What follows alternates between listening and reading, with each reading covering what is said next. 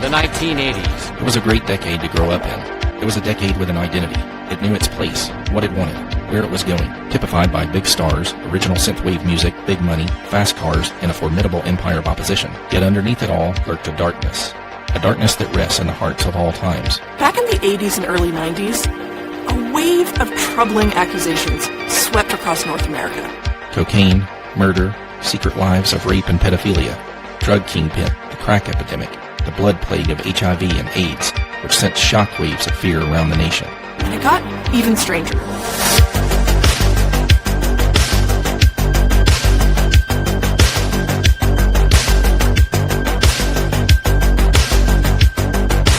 New and intense scrutiny on the activities of satanic cults. Stories of devil worship and satanic cults corrupting young minds. Much of what you will hear tonight is just plain horrifying. Satanism, human sacrifice, sexual torture.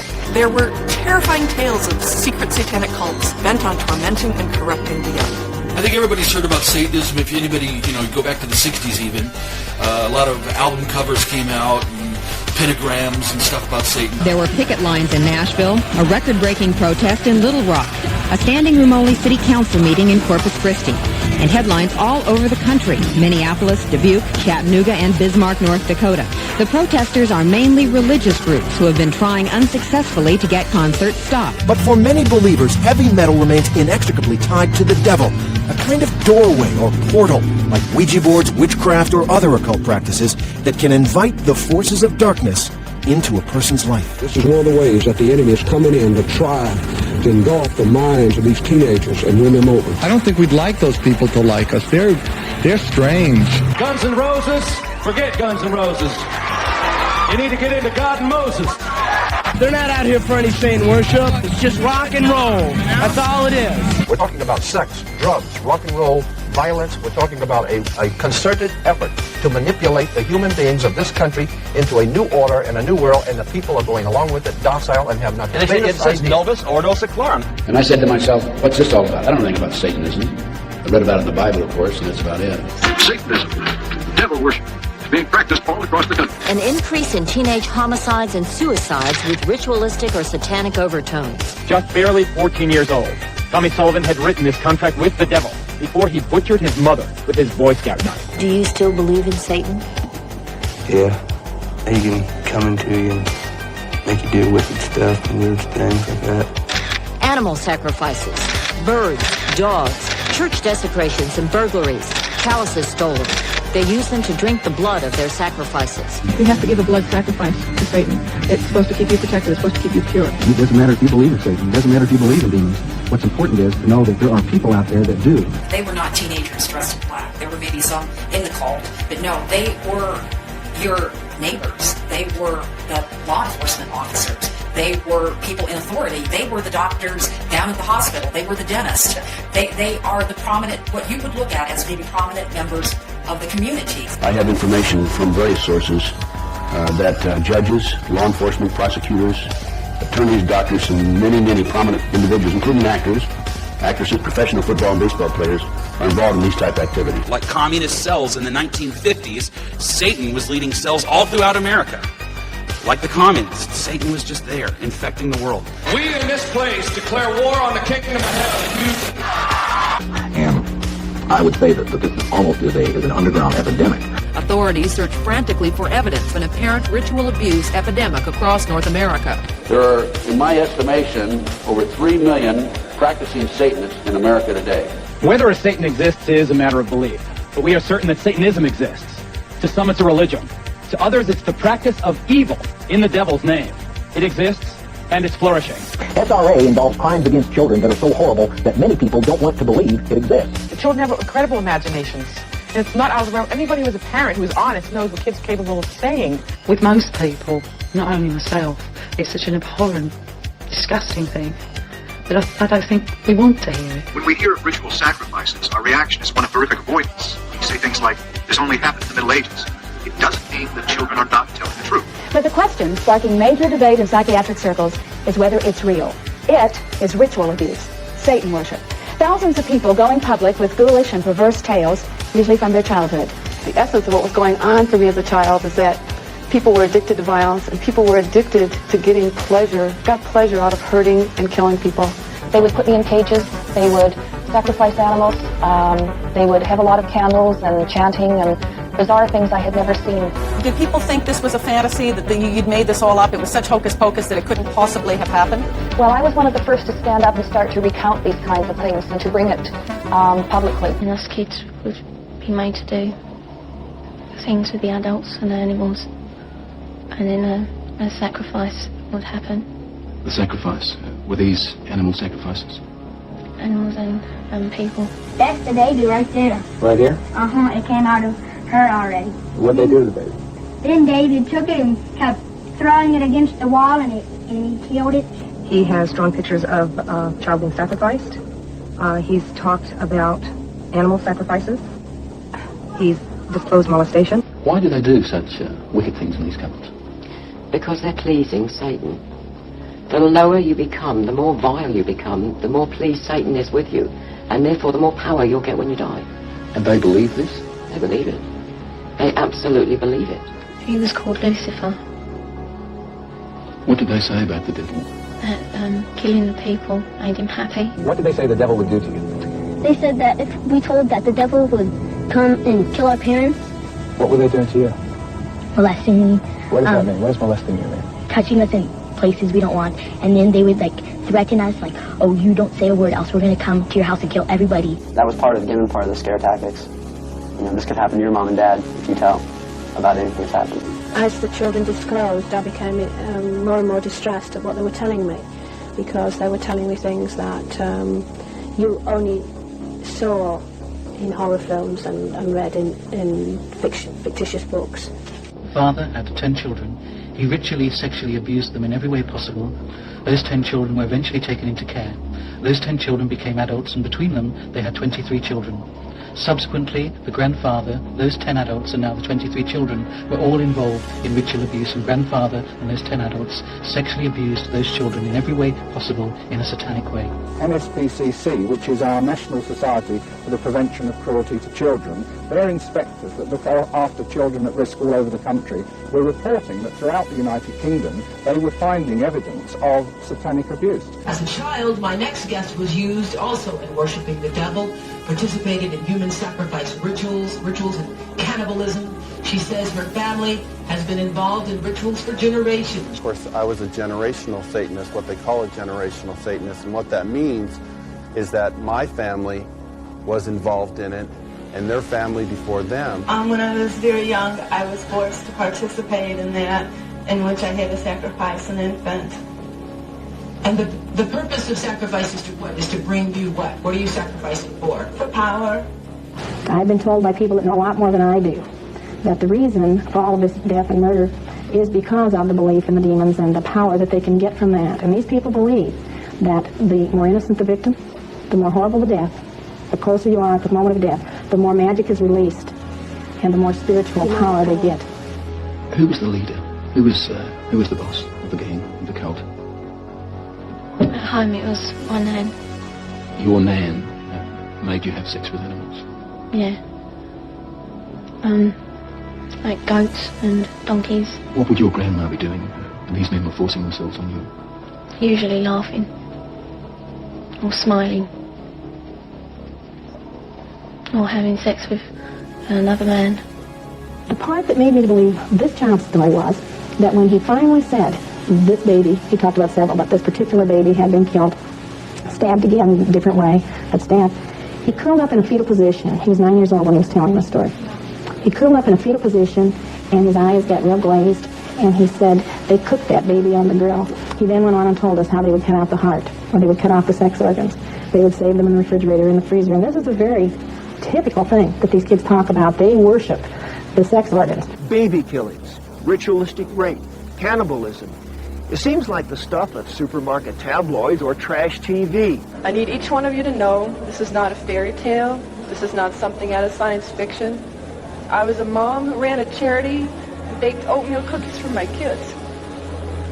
And because my children are victims, I have to stand here and I have to tell you these horrible stories cannot happen to any more children. We could dismiss all of this easily, except for so many similar stories told by so many survivors. I guess the thing that's most compelling to me as a clinician is to hear reports from a variety of patients who do not have contact with each other, who report very similar stories. While most ritual abuse cases never come to trial, there have been several criminal prosecutions that resulted in convictions.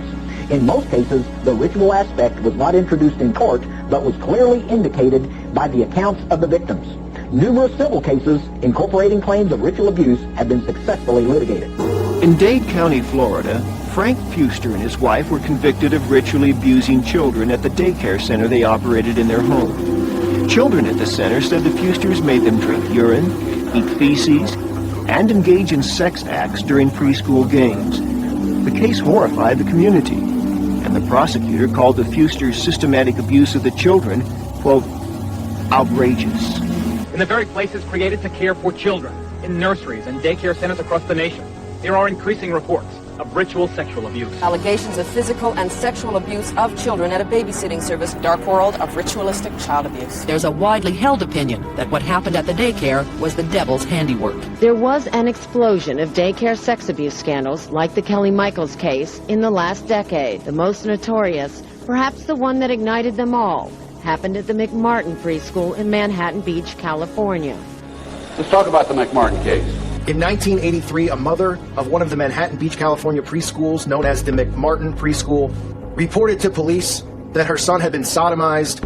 It was reported that the child had bleeding coming out of his rectum, and he was telling police officers about the sexual abuse that he had endured by a teacher at the McMartin Preschool, Ray Bucky. But it quickly grew. More than 100 counts of trial with 208 counts. Until there were 7 defendants. More than 300 charges. And hundreds of charges. Over 1,200 children came forward and reported that they had been victims of not only sexual abuse, but being forced to perform sexual acts on adults as well. Authorities now believe that at least 60 young children were victimized, and that the ultimate number could well be much greater. 1,400 children in this community have been ritualistically abused. Those children, some of them as young as 2 years old, were photographed by the suspects. Kitty porn was the primary purpose for the alleged sexual abuse of children. Some children allege that a living creature was sacrificed on the church's altar. The truth about Satanism is they truly do use blood, and they mix it with urine, and then they also use the real meat, the real flesh. This is what makes Satanism true. And this is what 1,200 molested kids in the city of Manhattan Beach have told the sheriff's department. 7 nursery school teachers were arraigned today on more than 100 counts of child molestation. The accused include the preschool owner, 76-year-old Virginia McMartin,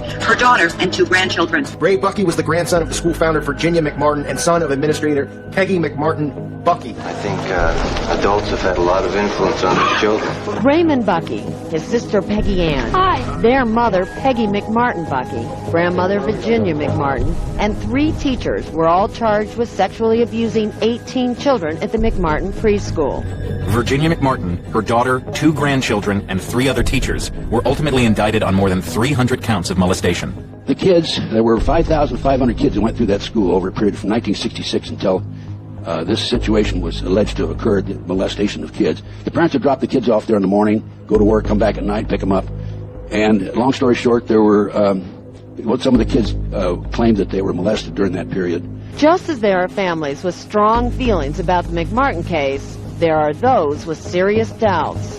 There's no case. The case should never have gone to trial. Newspaperman Cody covered the McMartin trial and says the real culprits in the case were the social workers that investigated the early McMartin complaints. In my opinion, the therapist led the kids into making these false disclosures. We have heard it 100 times or more from children. The same things, the same games, the same description. No pornography that could be linked to the abuse that the children were describing has ever been found. There should have been little animal carcasses. There should have been bodily fluids all over the preschool. They didn't have any of that. You think those kids were abused? There is no evidence presented, to my mind, that the kids were abused. It was obvious in the interviews that all kinds of techniques were highly suggestible, highly pressuring, and is capable of creating false memories of abuse in children, often permanent memories. Children don't make up elaborate lies that this would have to be if it was a lie, which I know it is not.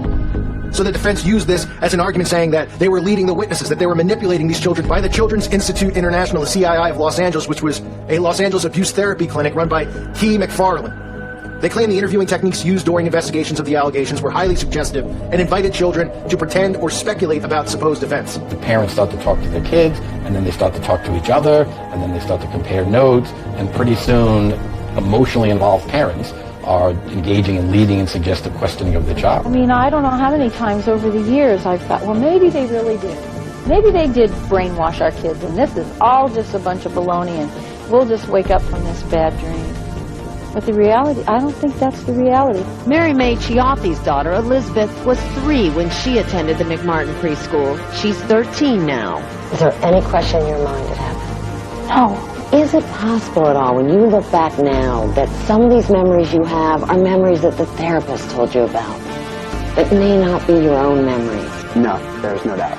I remember tunnels. They were kind of like a subway tunnel, but it was a long, like a circular tunnel, and there were lamps, like the oil lamps, every so often, and it was a dark tunnel, and there were pictures of the devil on the wall.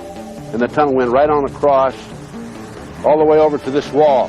The children said that they were taken down into the tunnel and brought up into this triplex next door, and then they were placed in cars and taken out into the communities and prostituted. They were involved in various ceremonies, including ceremonies in a chamber underneath the school. They claimed there were tunnels under the school. They claimed they were molested under the school. They claimed there were children that were sacrificed, the satanic type ceremonies, adults in robes chanting without any clothes underneath and candles, the whole 9 yards. We were probing all over the school trying to find some evidence of tunnels, and it was like finding a needle in a haystack, really. In 1985, the district attorney looked for tunnels at the site but found no sign of them. The authorities received this complaint in 1983. They began their investigation.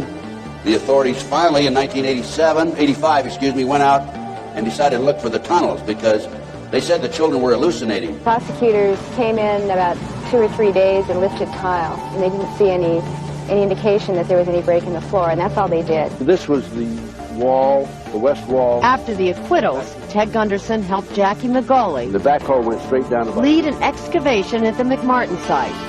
They say the dig revealed that tunnels once existed under the school. It was about almost a 50-foot tunnel.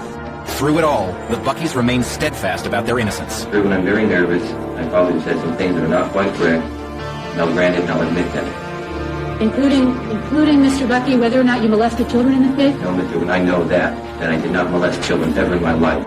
Hung jury on Ray Bucky, the accused, and Virginia, the grandmother, was acquitted, and they retried Ray Bucky in the second trial. Had an opportunity to take control of the property. Within 34 days, we documented that there had been tunnels under the school. The kids said they were taken through the tunnels, up into a trap door, the triplex next door, hid in automobiles, and prostituted. 2, 3, 4, 5-year-old children taken out in the community, used as tools. So we documented that there were tunnels under the school that had been filled in. I called the DA in the second trial. The DA refused to do anything about it. The tunnels found at McMartin Preschool. A preliminary report. We found a 9-foot wide subterranean entrance under the west wall of dog room. There were 4 classrooms. That was Ray Bucky's room. 45-foot tunnel. 9-foot wide subterranean entrance found under west wall of the, quote, dog room. Classroom 4. Blank classroom. A 45-foot tunnel, 9-foot wide, subterranean entrance found under the west wall of the dog room. Classroom 4. Avocado tree roots on both sides of the entrance. A 9-foot wide chamber was found along the tunnel across classroom 4. The top of the chamber and the top of sections of the tunnel had layers of plywood covered with tar paper, which had apparently been supported by cinder blocks and 2x2 and 2x4 wooden posts found underneath. Tunnel features made it evident that the tunnels had been hand dug. Tunnels were 30 inches wide to 44 to 46 inches deep. The top of the tunnel 30 inches under the classroom floor. The footing between classroom 3 and 4 was arched, where the tunnel passed beneath and was 12 inches shorter in depth at this location.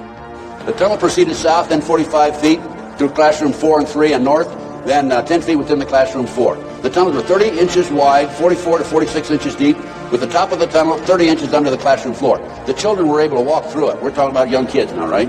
The adults had to stoop down and walk through it, but they could do it. 4 large upright containers were found in the tunnels under the arch, obviously hand-placed. A 9-foot wide chamber was found along the tunnel under classroom floor, or classroom 4. 4 large upright containers were found in the tunnel under the arch, obviously hand-placed. A 9-foot wide chamber was found along the tunnel. Tunnel features made it evident that tunnel was hand-dug. 7-foot tunnel extending into the triplex next door. 7-foot tunnel extending into the triplex next door. Tunnels extended within the bathrooms of the office in Classroom 1 to the front yard of the triplex next door. Children described entering and exiting tunnel in the triplex yard exactly where the tunnel and exit were found. Tunnel extended from the bathrooms off the office in Classroom 1 to the front yard of the triplex next door. Front yard concealed from street by 3-car garage. Children described entrance and exiting tunnel in triplex yard exactly where the tunnel and exit were found. A small white plastic plate with 3 pentagrams hand-drawn on top of light-green paint was found by the archaeologist in the stratified dirt in the play yard. Per historical archaeologist, pentagrams were hand-drawn by an adult and not part of the manufacturer's design. No doorknobs were on Classroom 3's door, only a deadbolt lock. Each classroom had an on and off light, switch labeled with fire alarm. System did not connect to fire station, but was used as an alert within the school. More than 2,000 artifacts were found under the school floor, including over 100 animal bones. So before the media had even finished doing the smear job on these children and on the social workers who helped them to say what had happened, the FBI knew for a fact that what the children were saying was absolutely fucking true. The FBI report here says that the tunnels are exactly where the children say, and inside the tunnels there are a lot of animal corpses, and there are pentagrams on the fucking floor. Okay, case closed. And people said, that's satanic panic. These kids have been coached into giving these answers. This never happened. And yet in the FBI report, there's an archaeologist paper talking about, it doesn't speculate that there are tunnels. It said we went into the tunnels. In the tunnels. He's talking about being in the fucking tunnels. Finding containers in the tunnels. Finding pentagrams and shit in the tunnels. Finding hundreds of animal bones in the fucking tunnels. The tunnel exits exactly where the children said it would exit. What the fuck is going on? The jury could not agree on 13 counts against Raymond Bucky. So 6 months later, prosecutors brought him back to court. Once again, the jury was deadlocked. Therefore, there's legal necessity to declare a mistrial. And with that declaration, one of the longest, most expensive criminal trials in U.S. history finally came to an end. I'm glad it's over. Wake up, America.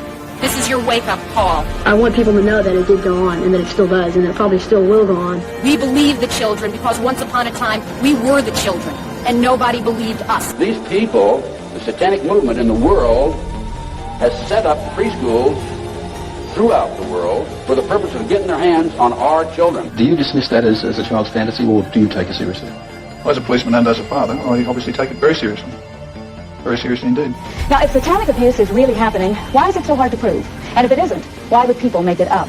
On April 28, 1991, the Omaha World Herald carried a story along these lines, titled Satanism. Lots of talk, little proof. It said that the problem was not an epidemic of satanic abuse, but rather authorities say America is witnessing an epidemic of concern over Satan and his minions, especially among adherents of fundamentalist Christianity. What I know clearly, because I've had this argument thousands and thousands of times, is those people who choose to believe that this is going on, there is simply nothing that you can say to them that will change their mind. No matter what you say, they have an explanation. The Tribune cited Kenneth Lanning, the Federal Bureau of Investigation's expert on occult crime, on the virtual non-existence of ritualistic abuse. Special Agent Lanning, you've looked into this hundreds of cases. Have you ever found one shred of evidence that this exists? I think what we need to back up for a moment here, what is very important is to understand that one of the greatest impediments to any meaningful discussion about all of this is the lack of a uniform and consistent definition of what is ritual abuse. Most of these victims describe a whole continuum of victimization, and it's not a matter of it's all true or it's all false. Parts of it can have more validity and accuracy than others. What there isn't any evidence of is the extreme end of what these people describe, and that would be the organized intergenerational cults, the baby breeding, the human sacrifice. It is that part of it for which there is no evidence.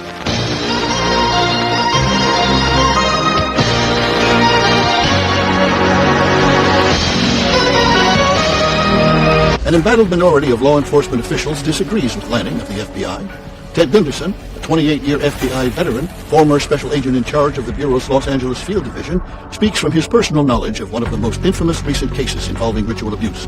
Gunderson commented on the effect of Lanning's disclaimers. In my opinion, other than Satanists active in the United States in the 20th century, Aleister Crowley, Anton LaVey, and Michael Aquino Ken Lanning is probably the most effective and foremost speaker for the satanic movement in this country today or any time in the past. They have to keep making the conspiracy larger and more exotic and more bizarre. So they have to be breeding babies. They didn't record their birth. They're baby breeders. Well, then how come we can't? Well, then the police are part of it. They've infiltrated the police, and they've infiltrated the government, and they've infiltrated the FBI, and the president's involved in it. And now they're not only responsible for child sexual abuse, but they're responsible for pornography. From there, it went to pedophilia, pornography, prostitution, corruption in the courts, law enforcement, corrupt, prosecutors, corrupt. And the centerpiece of the entire web is the use of children for sex and drug dealing and drug couriers, the compromising of politicians, the compromising of businessmen, the worst of all, the corruption of key institutions of government that have the duty and responsibility to make sure these things never happen. And the next major case I'd like to mention is the Nebraska case. One of the grimmest and most disturbing examples of heinous crimes, institutional corruption, and abuse of political power is said to have occurred back in the 1980s in the heartland of America, and it is known as the Franklin Conspiracy or the Franklin Cover-Up. The conspiracy involved a child pedophilia ring allegedly involving prominent politicians and business leaders in the Omaha, Nebraska area, with ties leading all the way to some of the most powerful circles in Washington, D.C. Franklin Federal Credit Union scandal, centered in Omaha, opens a window into the hideous world of child abuse and of organized illegal drug peddling, patronized and protected by powerful figures in politics and business. A major investigation headed up by John DeCamp, former state senator, a good friend of mine. John is an attorney here in Lincoln. He is also a lobbyist. He's a former state legislator. He's a Vietnam veteran. And we're here to interview John about his new book entitled The Franklin Cover-Up, subtitled Child Abuse, Satanism, and Murder in Nebraska. John, how did you get involved in this mess? Quite accidentally. I had been a senator for about 16 years and come across a man named Larry King, who was the individual who opened those two national conventions, sang the national anthem, was told he was the fastest rising star, particularly fastest rising black star in the Republican Party, and attended some of his largest parties ever put on by him, and from my recollection, probably two of the largest, most expensive parties ever put on by anybody in this country. And so when the Franklin Credit Union failed, I had more than a passing interest in observing and following up and seeing what it was all about. The credit union was closed, for the information of our viewers, on November 4th of 1988. The FBI and IRS came in and closed it down. Right. National media interest in the case flickered in 1988 when the Franklin Community Federal Credit Union was raided by federal agencies and shut down. Franklin's manager was Lawrence E. Larry King Jr., then 44, a rising star in state and national Republican circles, an officer of the National Black Republican Council. King sang the national anthem at the GOP national conventions in 1984 and 1988. Franklin Federal Credit Union was a small people's bank in Omaha, Nebraska. Larry King was general manager. Thank you. This is especially an exciting day for me.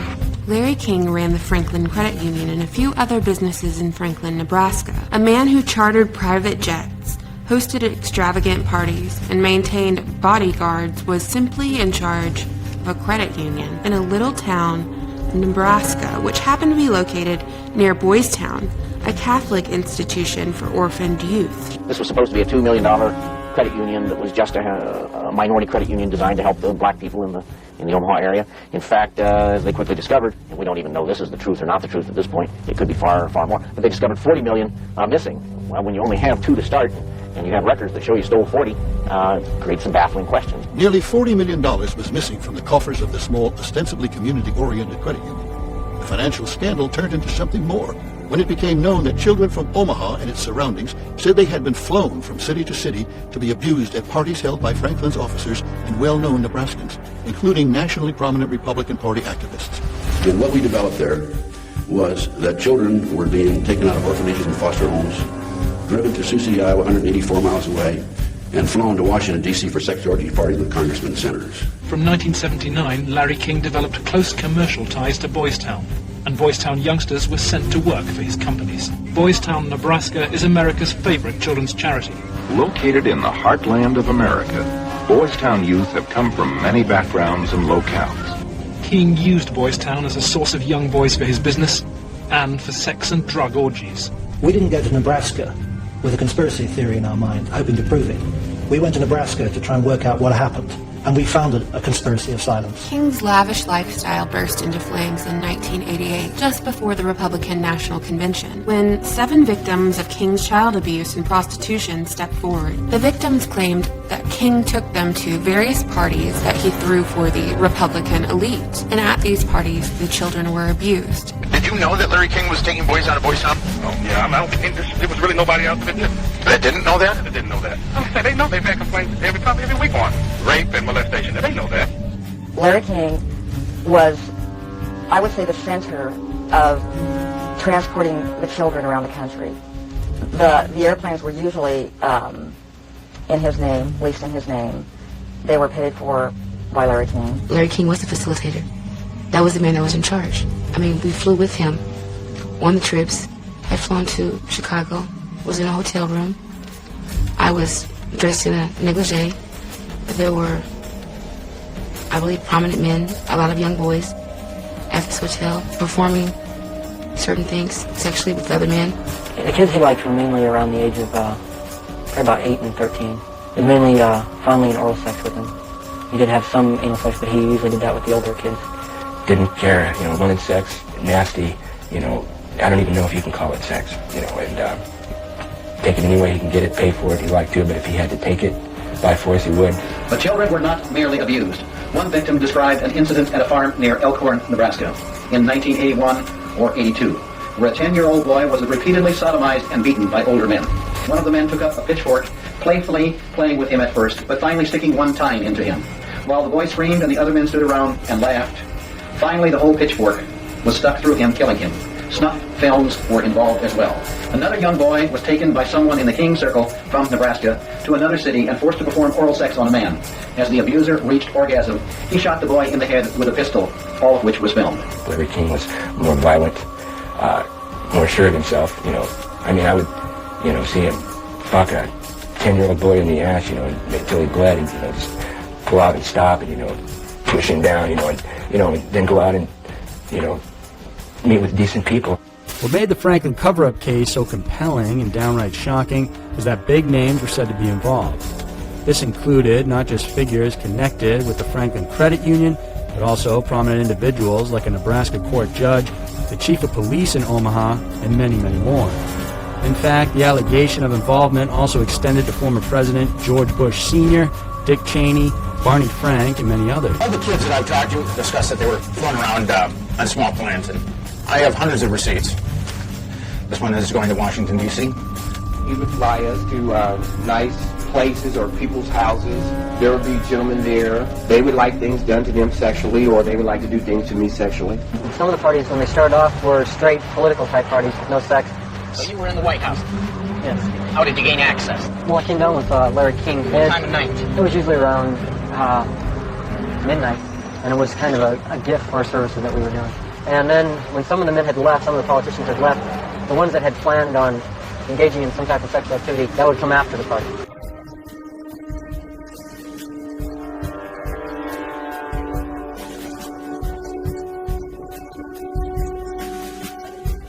The paper reports that 2 of the male prostitutes were given a late-night tour of the White House last year. The White House press secretary, Marlon Spitzer, said he knew nothing of this investigation. Homosexual prostitution probe ensnares officials of Bush-Reagan White House. Call boys given the midnight tour of the White House. On the backside, it talks about children being taken off the streets of America. In addition to credit card fraud, the investigation is said to be focused on the illegal interstate prostitution, abduction, and use of minors for sexual perversion, extortions, larceny, and related illicit drug trafficking. The pedophile ring, homosexual pedophile ring, they were transporting these kids from Omaha to Des Moines, to Minneapolis, to Milwaukee, to Madison, and back to Omaha.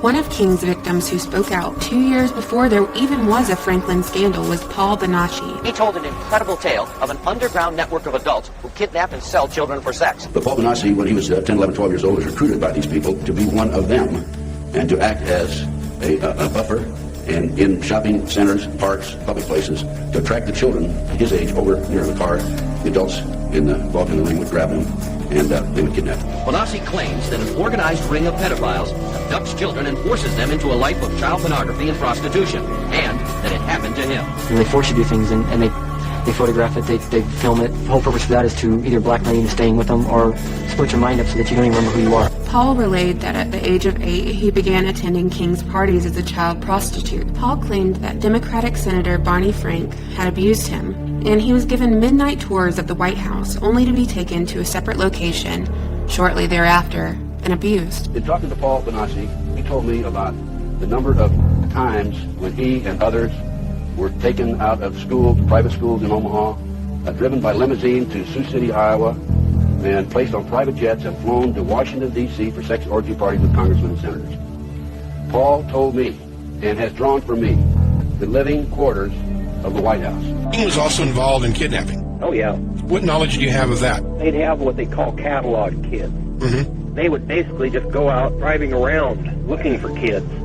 And they would take pictures of them and go to these wealthy, influential people and say, would you be interested in this one or that one or the next one? And they would basically go snatch them. They have a crew that goes in certain parts of town, and they ask for the ages. We want them between 6 and 10.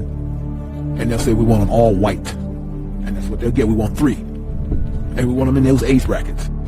They sent out scouts, just like a scout, but the guy was a perv to decide who he was going to kidnap. And they would take pictures and without their knowledge. A guy named Rusty Nelson was taking pictures of them while they were doing this sort of thing. And so he had these pictures of these dignitaries who were involved in these nefarious sexual activities. Rusty Nelson, the photographer for Larry King, attended these parties, documenting powerful men in compromising positions with minors as a form of blackmail for King. In a court hearing in 1999, Rusty Nelson revealed his close relationship with King. Nelson relayed that he had witnessed King phone President Reagan when other individuals couldn't resolve a specific problem. In other words, a man with abuse and child prostitution allegations had a direct line to the then president. In this springtime of hope, some lights seem eternal. America's is. Thank you. God bless you, and God bless Rusty, number one, I want people to understand a little bit about you, who you are, how your involvement started with this whole sordid story that we're all into. Well, I've been a professional photographer for almost 25 years now. When I was first starting out and getting established, going to this bar and taking pictures, they were doing drag shows. It was a gay bar, and I started taking pictures of the drag queens and selling them to the performers. So I mentioned to the owner of the bar that I was looking for some work. I was hinting to him that, I could use the job there. Lo and behold, he hooked me up with Larry King. And I had no idea who Larry King was. A lot of it was being handcuffed with my hands behind my head and my feet tied. And most of the time, Larry King took pictures quite a bit during that time. At first everything was all hunky-dory. I didn't see anything wrong with anything at all.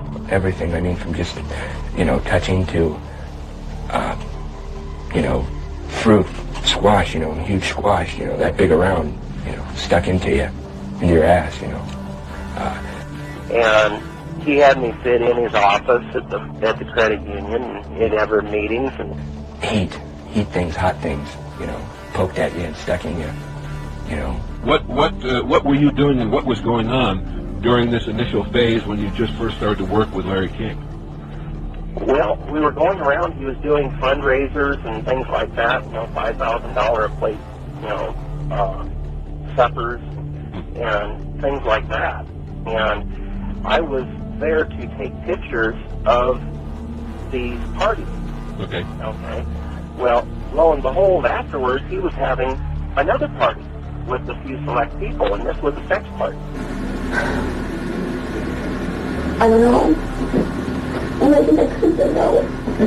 But I don't know. And Alicia, you're a victim And at the young age,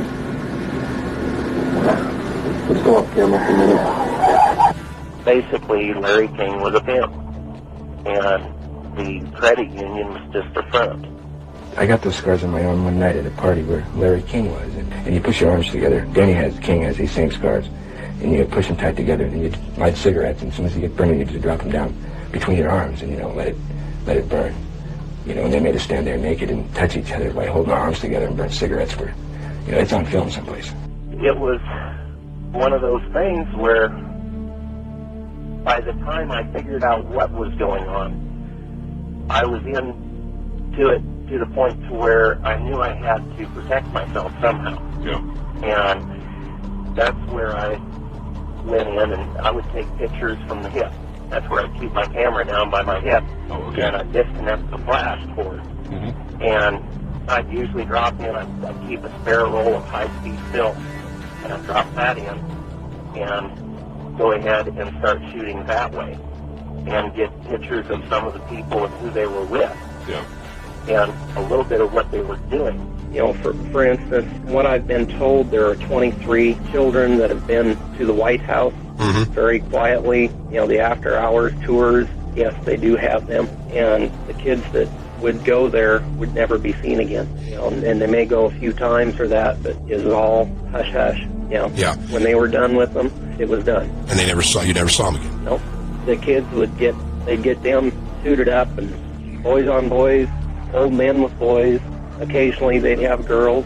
It was a lot of times the younger ones. It was basically white slave trade, where the people would come over and bid on people. Mm-hmm. There were some of them that I had heard went to Saudi Arabia and some of the Arabic countries over there. Paul Benassi attended 6 auctions where they auctioned children.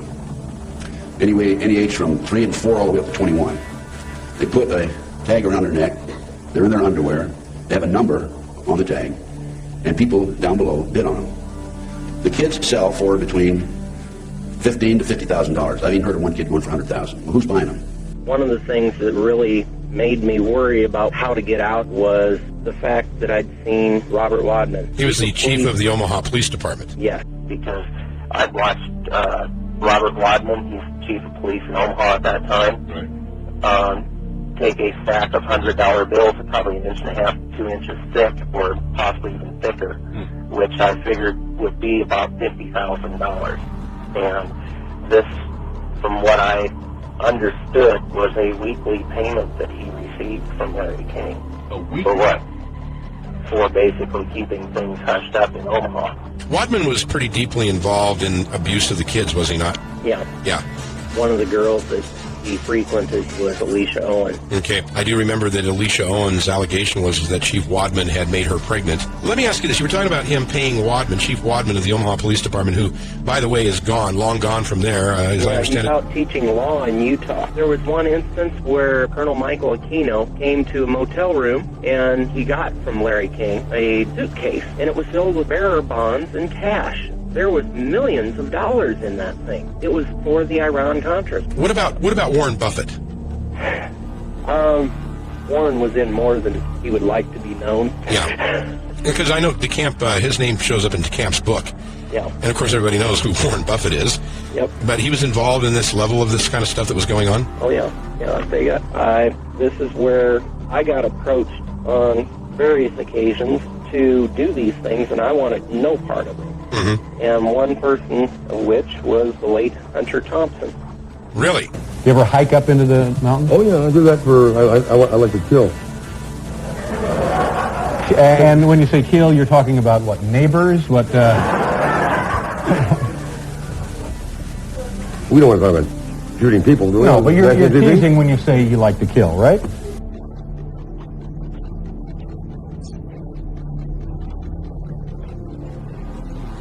So Hunter Thompson approached you about doing a snuff film? Yep. Okay. He was introduced to me by Larry King, and he offered me $100,000 to shoot a snuff film. Or actually, Larry offered it to me, but it was through him. Yeah. Larry really pressured me to do it, and I wouldn't do it.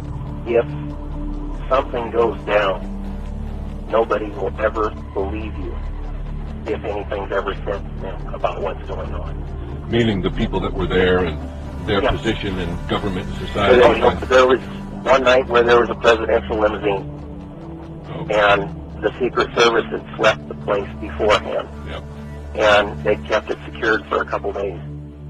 And, you know, that's what went on. Well, do you think the things that were involved in the Franklin scandal were to compromise people and so that they would have political advantage over them? Yes. Yeah, there was blackmail and all that done. It was they basically had a honeypot scheme set up, you know, where they would get political people or people in power or that have money or whatever to engage with sex with men or underage kids or whatever, and then either they would be videotaping it secretly or somehow recording it. There was a house in Washington, D.C., where a lot of the children were flown to, and there would be like pedophilic parties, pedophilic orgies. And this house was wired for audiovisual blackmail by a CIA asset named Craig Spence. This individual here is Craig Spence, who was a lobbyist in Washington, D.C., but who purportedly had connections to the CIA and was tied up in this homosexual prostitution inquiry that famously made the cover of the Washington Times in 1989. Spence's Washington, D.C. home had been wired for video and audio surveillance, according to him, by people connected with the CIA. Spence was a Republican lobbyist and was also part of the Franklin Community Federal Credit Union. Later on, he openly expressed his fear he would be killed by the CIA, and his death made to look like a suicide. True enough, Spence was found dead inside his hotel room, and the coroner declared his death a suicide. I had been in the business for a year or so when I answered the casket hotline. The caller said his name was Craig Spence, and I found him to be quite garrulous. Typically, the initial phone call placed to me by clients was brief, and they often provided a pseudonym, but Spence disclosed that he was a lobbyist who lived in D.C.'s upscale Kalorama neighborhood. He requested a young, boyish escort, 18 or 19 years old. I phoned to Jimmy, and he sent an escort to Spence's home. 2 hours later, Spence phoned again, requesting a second escort, which Jimmy quickly dispatched to his residence. At the time, I found my conversations with Spence extremely perplexing, and I will forever ruefully regret the day that he contacted me. Spence started phoning me almost every day, and he spent up to $20,000 a month on escorts, becoming my most prolific and lucrative client. The vast sums he spent on escorts translated into well over 100 sessions a month. I was puzzled by his exorbitant expenditures, so I questioned the various escorts who had been dispatched to his residence about their respective encounters with Spence. Some described bacchanalian orgies. Other escorts who had one-on-one encounters with Spence described his penchant for extreme depravity. He was fond of being shackled, fettered, and whipped, and he also had a predilection for being beaten up and urinated on. Spence was certainly an enigma to me, because I sincerely wondered how he became so deranged. The revelations unfurled by the escorts who called on him prompted me to send only extremely seasoned escorts to his house. I had been interacting with Spence over the phone for a couple of months when he invited me to his Kalorama home. Given the anecdotes that were conveyed to me by the escorts who had dealt with Spence face-to-face, I felt apprehensive when I drove to his home. I was met at the door by one of his security personnel who escorted me into the living room, which was beautifully furnished and decorated. Spence and an African-American man in his 40s were reclined on the living room's chocolate-colored sofa, and I was directed to a leather chair that was adjacent to the sofa. And after I sat down, he introduced me to Larry King, his African-American friend. Spence certainly didn't come across as the reprobate described by the escorts, but rather he appeared to be a refined gentleman. After Spence's perfunctory introduction, he launched into a long-winded soliloquy. His initial remarks were of a resume of sorts. He said that he was a lobbyist as well as a consultant for various interests in Japan and the healthcare industry. Spence then told me that he had, quote, friends who were perched at the pinnacle of power. He emphatically stated that he held the reins to omnipotence, and he had the ability to make a life-altering phone call. He repeatedly reiterated that he could make, quote, life-altering phone calls. After Spence concluded expounding on his power and connections, he discussed my role in his grand vision. He made it crystal clear that my escorts were interacting with the most powerful men in the country, so the caliber of escort was imperative to him. He required the highest quality escorts who were punctual and impeccably dressed. He required escorts who were articulate and appeared to be college graduates. He required that I diligently screen and qualify escorts to meet his lofty standards. Spence barked out his demands as if he were barking out orders in Marine boot camp. And he emphasized that it was a privilege for me to provide him with escorts. King also chimed in about his exalted status and clout too. I felt like Spence was putting on a show for King, but King wasn't an individual who acquiesced to being outboasted. They pumped themselves up. King then made a number of disclosures that I found to be absolutely bizarre. He revealed that he and Spence operated an interstate pedophile network that flew children from coast to coast. King also discussed that he and Spence had a clientele of powerful pedophiles who actually took pleasure in murdering children. In fact, King seemed to be obsessed with the subject of murdering children. I sincerely thought that I was talking to a pair of psychotics on the run from a psychiatric hospital. After Spence and King conversed about their rarefied statuses and their extreme pedophilic perversities, Spence shifted gears and started to sincerely inquire about my life. He asked where I was born and where I attended college. He then questioned me about the particulars of my escort service. In the context of our earlier discussion, Spence's questions seemed like non sequiturs to me. Though I answered Spence's questions truthfully, I was uncertain about the motivation for his inquiries because Spence struck me as an individual who generally had a self-centered, utilitarian reason for every action. As Spence inquired about my life, King sipped on his drink and was ominously silent, but an unnerving smile was etched across his face. When Spence finished quizzing me about my life, he stood up and gestured for me to accompany him. I stood up and followed him. King remained seated on the sofa. Spence walked toward a large mirror that was situated on the living room wall and opened a closet door that was in the corner of his living room. He popped open a secret panel that was embedded in the closet and stepped into a small room that was behind the mirror. I cautiously paused at the threshold of the closet, but Spence waved his right hand, signifying that I should follow him into the surreptitious room. The mirror on the living room wall was, in fact, a two-way mirror, and the room had a video camera on a tripod that was pointed toward the living room and also a wall of video monitors. Spence leaned over one of the video monitors and, after tapping a few of its buttons, he replayed the concluding minutes of our conversation. At that moment, I felt shrink-wrapped by cellophane, and I found it difficult to breathe. As I silently stared at the monitor, Spence casually smiled and explained to me that his entire home was bugged for clandestine surveillance. End quote. CIA operatives had installed the concealed video cameras throughout his house. He couldn't help himself from crowing that his surveillance equipment was state-of-the-art, and the camera that captured our conversations was embedded in the living room's thermostat. Spence then divulged that he blackmailed the rich and powerful. I remained stunned and speechless as I watched myself discussing my life and escort service on the video monitor, but after a few minutes I started to swell with anger. However, I didn't express my anger to Spence because at that moment I was undeniably frightened of him, and I'm also not a confrontational person. Once Spence had flaunted his blackmail equipment, he dispensed a grave threat about the, quote, consequences if I uttered nary a word relating to his concealed cameras. He then dismissed me. As we sat in Spence's living room, Spence and King once more broached the subject of me procuring children for them, but they started becoming extremely aggressive. Although I emphatically told them that I wouldn't pander children, their demands escalated to an inexorable crescendo. Spence and King finally demanded that I pluck destitute children off the streets of D.C. and deliver the children to them. I was essentially blackmailed during my first meeting with Spence and King, and I found my subsequent meetings with the tandem quite unpleasant, because they attempted to coerce me into ensnaring children for them. King had previously mentioned that he flew children into D.C., and the escorts I employed confirmed that minors were in attendance at Spence's orgies. Despite my earlier state of denial, I had come to the horrifying conclusion that Spence and King operated an interstate pedophile network for their power broker cronies. But I absolutely refused to aid and abet their abuse of children, despite Spence's potential to blackmail me or perhaps even kill me. How old were these boys and girls? They could be anywhere from probably 8, 10, 12 years old, all the way to usually their early 20s. And where'd they come from? Some of them came from Omaha, some of them came from New York, or he had them out in Washington, D.C. You know, a lot of them, they were street kids, and he had a way of finding people who would not be missed. He'd find somebody out on the street, and he'd bring them in and feed them, clothe them, give them a real nice, glamorous life. And next thing you know, it's payback time. They would get these kids from the street. He'd offer them a life, and they didn't realize that he was going to take it. Well, how much was drugs involved in all this? Very much. From what standpoint? Drugs was a strong part of how they got control of some of the kids, because that's what some of the kids were there to get. They would do the sexual acts and then be provided with cocaine or whatever type of drug they wanted.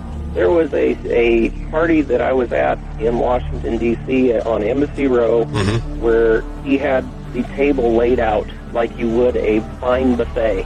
Well, they had little salt dishes with razor blades and spoons and with, you know, the little straw on them. Yeah.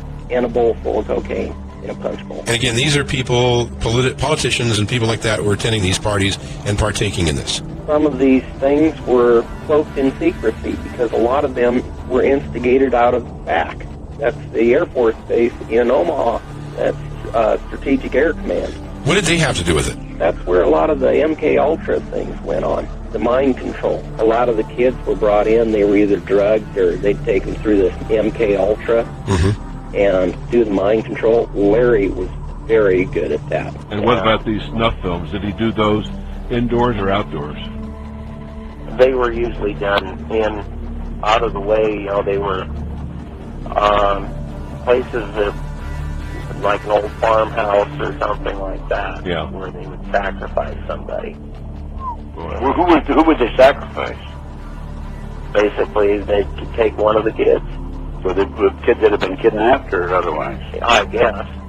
As far as I could tell, that's where they come from. He had a daycare center in Omaha that he ran as a non-profit. What was Larry doing at the daycare center? Oh, he was finding kids. Okay. And he would go rent them out, whether it be for himself or for others. How did they get that past the parents, for example? A lot of them were orphans, street kids.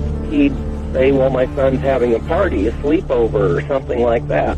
And the way Larry put it was, this is so bizarre that nobody will ever believe you if you told them. Even to this day, people think that I'm full of it by relating to them some of the things that have went on. To the point to where I realized what was going on. I knew that if I was just to go to somebody and say that, this is what's happening, they would basically squash me. King was arrested, and a federal investigation showed he'd stolen $14 million from Franklin. But the FBI's inquiries were secret, and evidence of King's sex ring was quickly covered up. They didn't ask me very much about Larry King. They treated the allegations that I made about people who abused me almost like a joke. A list of 271 victims of King's abuse was compiled, all recalling the same story, being taken to parties by King and abused by prominent figures. And the information presented to the Foster Care Review Board, either via the telephone reports, the personal reports, or the reports we reviewed, Larry King's name was consistently present as someone that the youth were making allegations against. I turned that information over to authorities, and nothing happened. I would say we handed over at least a foot-high amount of material. Generally speaking, the allegations were ignored. The New York Times revealed that both federal and state investigators were given thousands of files from abused children and their testimonies. But instead of bringing those victims justice, Douglas County and federal grand juries ordered the files to be sealed, neglected to interview witnesses, and even filed charges of perjury. And what happened when all of this came to light? The FBI stepped in and cross-examined every one of the children and told them if they did not recant their testimony, they would be liable to as much as 530 years in prison for perjury. They were grilled for hour on hour. The ones who didn't recant ended up either dead or in jail. The media immediately started discrediting the witnesses. The paper never looked for information that would support any of the allegations. The whole purpose of the stories was to destroy any credibility that these youth may have. I was very disappointed with the way the FBI and law enforcement treated the victims. They, in fact, turned them into the offenders, so to speak. This is unprecedented, probably in the history of the United States, commented Dr. Julianne Denser-Gerber, a lawyer, psychiatrist, and nationally prominent specialist on child abuse, during her visit to Nebraska in December 1990. If the children are not telling the truth, particularly if they have been abused, they need help, medical attention. You don't throw them in jail. It's not going to be believed, they said. It will not be believed. You will be found guilty of perjury. They weren't telling me maybe. They were saying, there's no way. You go on with this story, you're going to jail. That was said to me direct. And instead of taking the evidence that was delivered to them by the victims and interrogating the persons who the victims identified, they seemed to bear down and try to get the victims to change their story. The FBI's attitude was, just no, these kind of things don't happen. From the first interview when I went, and realized they don't believe the fucking thing I'm saying, they were just appalled, but I realized what that look in their eye was back then. It was fear. It was fear of I had witnessed, firsthand things that would, destroy this city, people, a position, what I mean? Pedophilia owns this nation. Pedophilia is part of what we're talking about. And the hiding of the pedophiles is being done by none other than the FBI. You literally have to have bricks for brains to take on the FBI in this country. And that's exactly what you have to do this properly. They now, in my opinion, in my investigation, are the architects of the cover-up. The FBI has been informed as to everything that has come out of Benassi's mouth, and that was done by his attorney, John DeCamp. I submitted it to them, and it was like a forbidden zone I'd entered where they won't even communicate on it or talk to you or even reply. Under pressure from the FBI, Troy Bonner agreed to tell a Douglas County grand jury investigating Larry King that he and Alicia Owen had concocted the entire child abuse story on payment of a $500 bond. Troy Bonner was to be the star witness against Alicia Owen, but he grew uneasy about maintaining what he claims were the lies fed to him by the FBI. But when his brother Sean died in an inexplicable gun accident, Troy and his family were convinced they'd been sent a warning message. And those of us that didn't like to be involved and didn't want to be involved or threatened. For some reason, they had to send a signal to every kid who was a potential witness. A signal so loud and clear, if you dare to come forward, if you dare to talk, watch what happens. And they threatened, that I can go find somebody that will kill you, and it will kill your family. You don't tell anybody. Both grand juries admitted that Alicia Owen and Paul Bonacci, whose testimony extensively corroborated Owen's, had been badly abused. But this was done, they concluded, by persons other than those the young people named. Bonacci, too, was indicted for perjury. Two other victim witnesses, whose stories buttressed those of Owen and Bonacci, recanted under immense pressure. Alicia Owen and Paul Bonacci refused to recant. Every victim witness who stepped forward in any way, or even was a potential witness that somebody heard about, has either been killed, put in jail under some theory or other, terrified or run out of the state, discredited. Is there a way for a well-prepared person to come out attaining justice if they've been falsely accused? Rarely.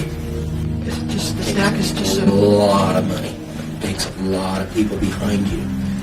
And, if you're just one person, you have to rely on public defender. You might as well kiss it goodbye. Obviously, the FBI was protecting something a lot more significant than a bunch of old pedophiles having improper relations with little boys. They were protecting something a lot more significant than a bunch of drug peddlers.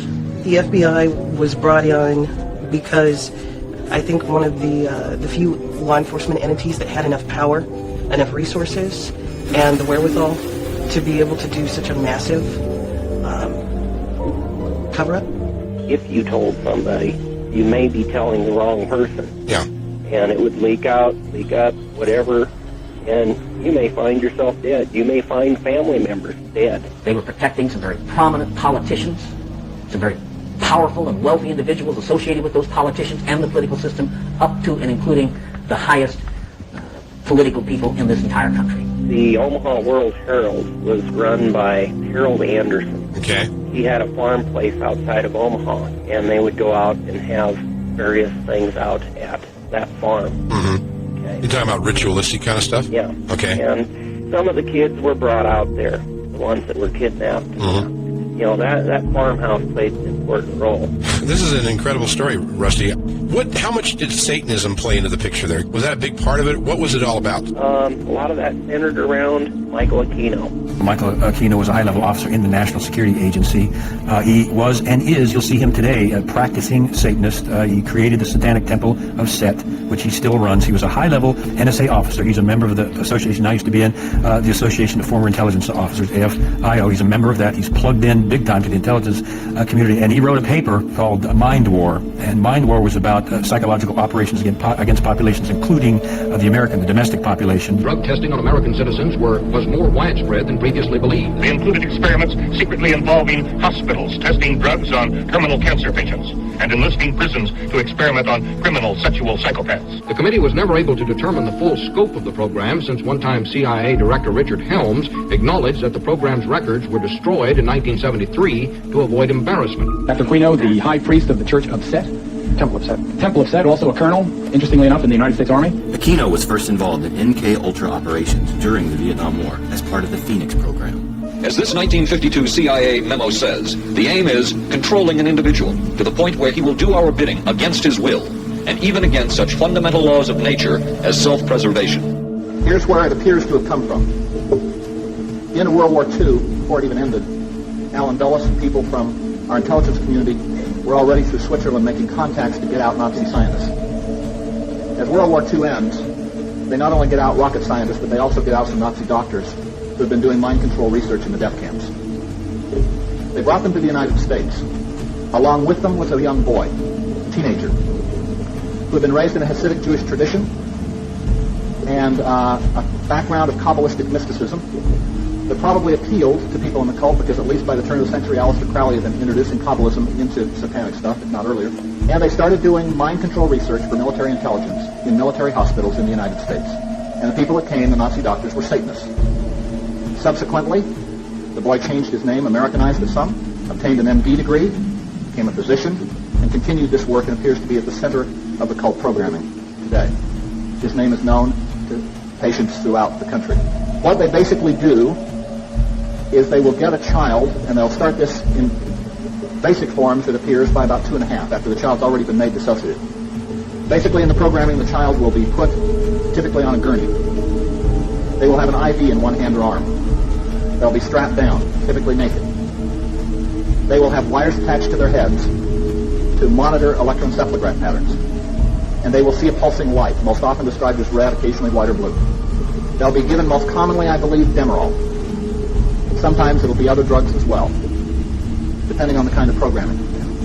They have it, I think, down to a science where they've learned you get so much every 25 minutes until the programming is done. They then, as they have that, will describe a pain in one ear, their right ear generally, where it appears a needle has been placed. And they will hear weird disorienting sounds in that ear, while they see photic stimulation, external psychic driving to drive the brain into a brainwave pattern with a pulsing light at a certain frequency. Then, after a suitable period when they're in a certain brainwave state, they will begin programming. Let me give you an example of one kind of programming in a patient at this point in time, about 8 years old, who has gone through a great deal. She would go into a room, get all hooked up, they would do all of these sorts of things. And when she was into the proper altered state now, they were no longer having to monitor it with electroencephalographs. She also had already had placed on her electrodes, one in the vagina, for example, 4 on the head. Sometimes they'll be on other parts of the body. And they would then begin. And they would say to her, "You are angry with someone in the group." She said, "No, I'm not," and they violently shocked her. And they would say the same thing until she complied and didn't make any negative response. They repeated again, "Do you understand?" "Well, yes, but I don't want to." Shock her again until they get compliance. And maybe she'd say yes, but they might say, "We don't believe you," and shock her anyway. Go back and go over it again. And they would continue in this sort of fashion. Come back, they may review what they've done and stop, or they might review what they've done and go on to new material. She said the sessions might go a half an hour, they might go 3 hours. She estimated 3 times a week. This is basically how a lot of programming goes on. Well, first, I've been involved in intelligence and psychological operations for about 40 years in all levels of it and across the intelligence community. You are a lieutenant colonel in the United States Army. Correct. Now, and how does the Army feel about you being head of the Temple of Set? The Army has known about my religion for the entire span of my Army career, which began in 1968. The Army has paid very little attention to it, the same as it would to anybody who is, say, a follower of Hinduism or of Buddhism or any other slightly unusual religion today. He was occupied a position at the Presidio, which was a training facility for the U.S. government, and it was uncovered that he was running a pedophile ring. I think 50 kids came out and fingered him as the guy that had done sexual acts on them as children. It went to trial. He walked from the trial. Here, charges surfaced connecting ritual child abuse at the Presidio Daycare Center to the devil cult. It was here, parents and others allege, that as many as 60 young children were ritualistically abused by soldiers of Satan. What actually was done to the kids? Oral copulation, sodomy, defecation, they were urinated on. Some of that ritualistic abuse is alleged to have taken place at the Aquino's home at 2430 Leavenworth Street near the Presidio base. What's more, since that original disclosure, at least 5 other children have made identical allegations. The entire time that the so-called child molestation scandal was occurring at the Presidio, the time period when these terrible events were supposedly taking place, I was assigned to the National Defense University in Washington, D.C., and my wife was out there living with me. Army investigators here at the Presidio base in San Francisco have now formally accused him of ritually abusing young children from the base's daycare center. Indeed, one young girl says she was horribly abused by both Michael and Lilith Aquino at their nearby home. A U.S. Army chaplain made an accusation of child molestation centering on us at the Presidio of San Francisco at a time when my wife and I were living 3,000 miles away in Washington, D.C. But we have a copy of the police report, and the child appears to have identified you. That's not true. But is it not a fact that a 3.5-year-old girl identified you as the alleged perpetrator of molestation? No, as a matter of fact, it is not the case. An accusation was made by her stepfather, who is an Army chaplain, speaking on behalf of this child. In her original interview with the FBI, she denied ever being molested. Well, I've seen you are innocent until proven guilty. You were never charged in this case. I don't want to belabor the point. I have seen, however, the affidavits for the search warrant of your home, and they indicate the child is speaking to the authorities, not her father. This was after she had been subjected to therapy. But as the police report shows, and the Aquinos know full well, the victim of that attack did identify them both as her abusers, to her parents, to her therapist, and to the Army. All I can say is that We have discussed this regularly with the CID, and we have not been told of a single other child that has made such a supposed identification at all. Well, we've been told a couple of days ago that 5 more children have since disclosed. By this mother, that's who. Her children were amongst the 5. They were taken to a daycare center where Michael Aquino and several other adults molested them. They did rituals. They wore robes. There was chanting. There were candles. He sodomized my children. He made them do all kinds of things, I guess. And they've also told the Army investigators that they'd been in his house, and they disclosed what the inside of his house looked like. Oh, it's stupid. It's absolutely untrue. Just ridiculous. It's that kind of stuff. It's that kind of stuff that is causing all the misery. It's a witch hunt in the classical sense, just as the witch hunts that took place here in England and in Salem, Massachusetts in the United States. Throughout the ages, many transgressive and hideous crimes were said to be the work of devil worshippers. Almost all of these allegations have since been disproved, but seemingly overnight, America was gripped, and the public needed no more convincing. Satanism was real and thriving in their communities. The Satanic Panic of the 1980s had started and lasted for over 10 years, a period that sociologist Stanley Cohen labelled as one of the purest cases of moral panic in recent times. This episode serves as evidence that humanity's age-old obsession with demons and witchcraft is not confined to long-ago ages or faraway lands. America's tabloid fixation with contemporary devil worship was an embarrassing reminder of how susceptible a credulous public can be to sensational media scares, even in the modern era. Let's go in and talk about Satanism. To most, it conjures images of medieval black masses or sinister deeds done for the devil. What is it, the Satanism? I think that there is some confusion tonight because this same term means something different to Satanists than it does to Christians in the United States. By our own standards, the people who you've shown in these film clips would not be Satanists, either present or in the past. Rather, they would be the failures of a conventional religion. I think what we're looking at is a worship of evil here. Right. Taking normal or standard religions and perverting them to the worship of evil. Right. Many officials have been reluctant to admit the horrendous ramifications of satanic activity in America and Europe. Ultimately, the purpose of Satanism is to commit atrocities against the Judeo-Christian God, his laws, and his most precious creation, mankind. Christians are the Satanist's worst enemy. They are out to torment you. They are out to blackmail you. They will even kill you. They even try to kill me. In every organized crime syndicate, whether they be Russian, Italian, Jewish, Latin American, you've got to kill an innocent to really get into the inner sanctum. Go kill that old lady. Go rob an old man in a truck and shoot him in the head. We want to see it on the news. Go kill a kid in the playground. Satanism, we are finding, is becoming international and interconnected.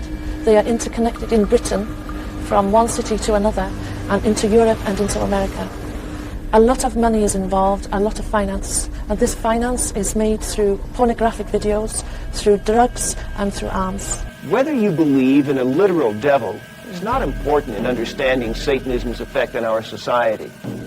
Don't take your own Judeo-Christian backgrounds and use it. It's not what you believe. That's not important. Remember what they believe. Lucifer's kingdom is the direct inversion of Yahweh's kingdom. These blood sacrifices are a blasphemy to Christ's atonement. From our point of view, it really makes no difference whether you pray to a father god or to a mother goddess or to an entire gaggle of gods and goddesses. One of the more powerful rituals in Satanism is the Black Mass, a parody of the Catholic Mass in which the text is said backwards and in which many other sacred Christian traditions are mocked. In Satanism, you have rituals that are designed, first of all, to deliberately mock God. So in our particular type of Satanism, we would mock, like, say, the Catholic Mass. We would consecrate communion hosts, and then we would do things like stamp on them or urinate on them or other things, believing that by doing that, we were somehow abusing God. Even in many branches of La Cosa Nostra, they burn images of Jesus and Mary and say a little devilish prayer. It's like showing that you'll really get into something wicked. It's like, okay, be part of this or we don't trust you. So it's basically rolling around in the cess is how you become part of the club. Were you raised with a sense of right and wrong, Rachel? Yeah. I mean, it's like I had both.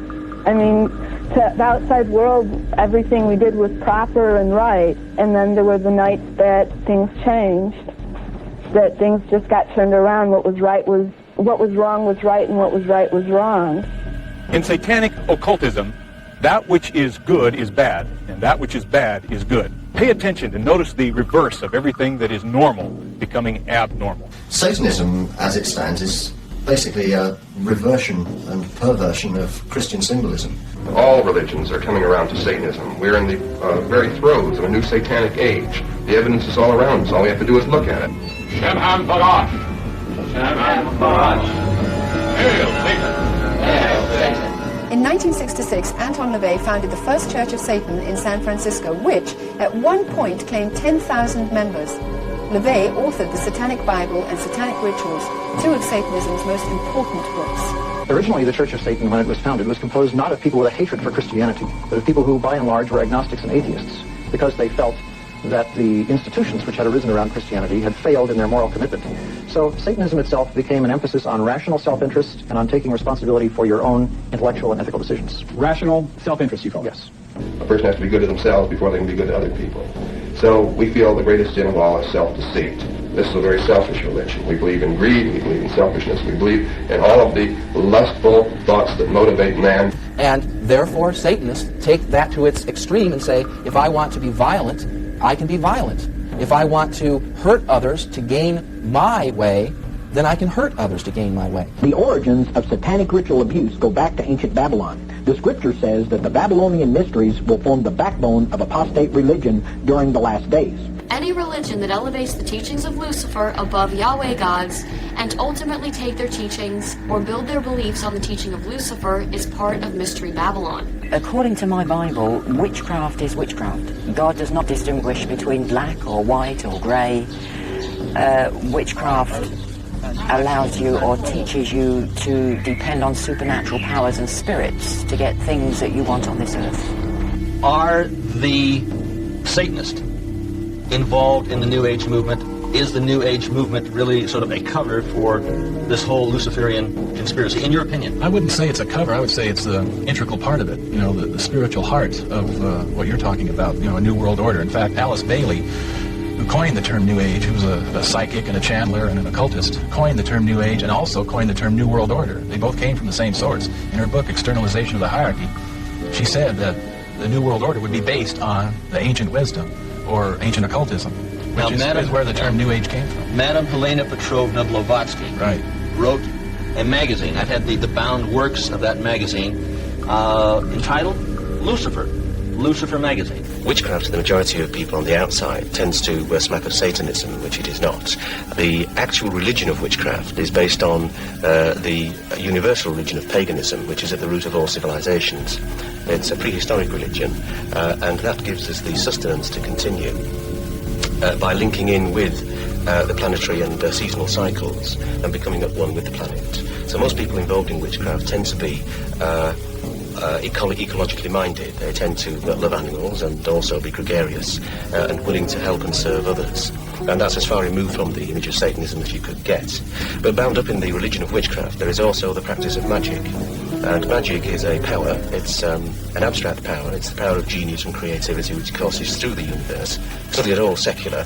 It can be applied by anyone.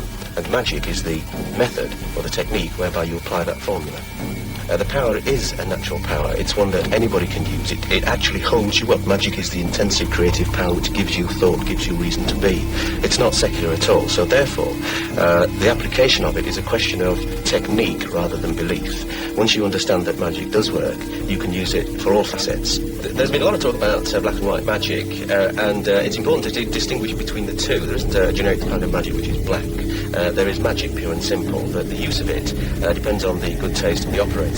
Now, unfortunately, there are people in creation, there must be room for them, for all potentialities, it's unfortunate that they do exist, who are more inclined towards the sinister aspects of magic, towards the darker aspects, primarily because it gives them either a vicarious thrill or an excuse for their own sexual abnormalities. So, there's nothing wrong with that, providing they do not harm another. We're not evangelical in the sense that we try to push it on other people, but we are here as an access point so that people can reach out to us. We never refuse any inquiries at all. 3 years on, Bray did refuse to be interviewed and threatened legal action when asked to explain his part in the current promotion of Satanism. We're being filmed from the inside, gentlemen. If you look through there, there's a Sanyo video camera being aimed at us.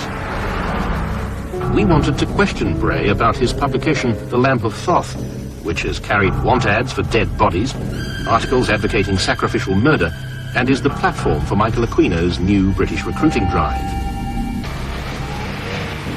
Mr. Bray, we'd like to talk to you about the business you conduct and about the kinds of activities you promote.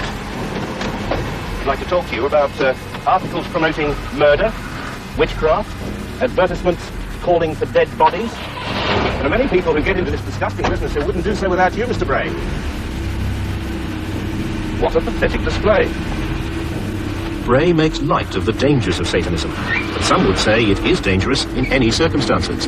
One ex-Satanist now lectures nationally on what she calls the doorway to danger. Maybe because you're curious. There may be some of you wondering what doorway to danger is all about. Audrey Harper says she was once a prisoner of fear, a recruiting agent for a coven which practiced child abuse and human sacrifice. I think it's a far bigger problem. I think we're only touching the tip of it. When you realise that all these places are self-governing, they can do what they like. They attract homosexuals, they attract lesbians, they attract paedophiles because they can get away with it. Because the covens are so secret, even the satanic temples are secret. They can shift around. If they think they've been rumbled, they just go to another building. So it is a big problem. But are we talking about just a few people in isolated parts of the country? No, we're not. We're talking, it is nationwide. There is something going on here on an international, worldwide scale right before our eyes, but that so many of us are unaware, and consequently we're not really seeing what is happening.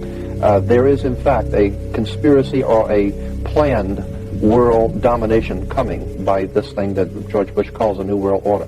On the back of the $1 bill, there are a lot of important occult symbolism on the back of the $1 bill. On the left-hand side, you'll see the pyramid, and the pyramid of Egypt. That's an Egyptian pyramid on an American dollar bill. The significance is very important. Above the pyramid, you will see the words annuit coeptus, which basically means in Latin, our enterprise is a success, or our project has been crowned with success. And the project, which is a success, is on the banner beneath the pyramid, Novus Ordo Seclorum, being Latin for New Order of the World, or the New World Order. On the bottom of the pyramid, you will see the Roman numerals for 1776.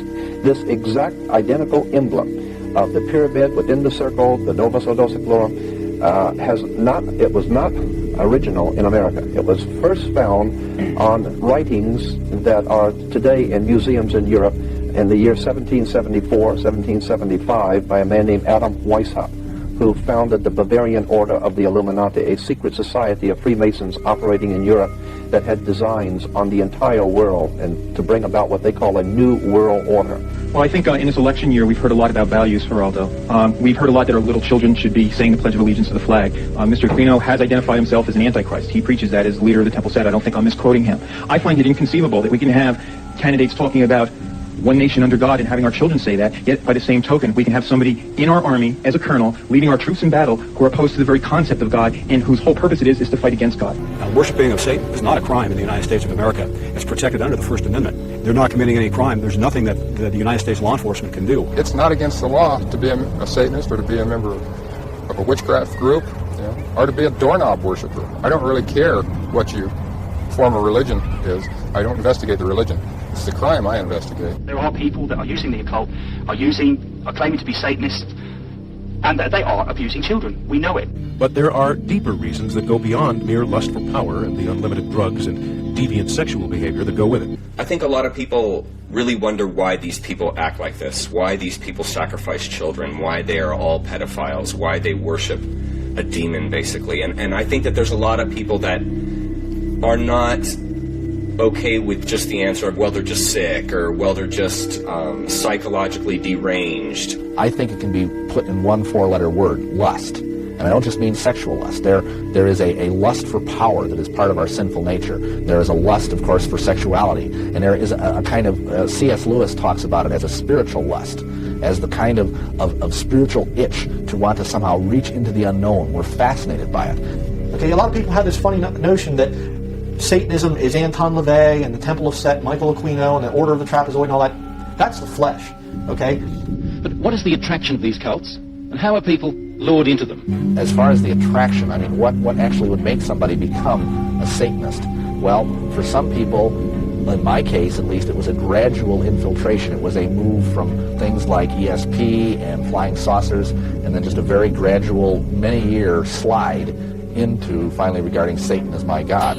The Satanists have merely followed the pantheist way of thought to its logical conclusion. If there are no absolutes, if God doesn't exist, he hasn't set absolute limits to what we can do. So therefore, anything that the self decides it wants, the self can go after. Satanism gives you a sense of power. It gives you a feeling that you have power over your own life. Of course, it's the ultimate delusion, because actually what you have done is you have totally surrendered control of your life to a demented, brilliant psychopath, Satan himself.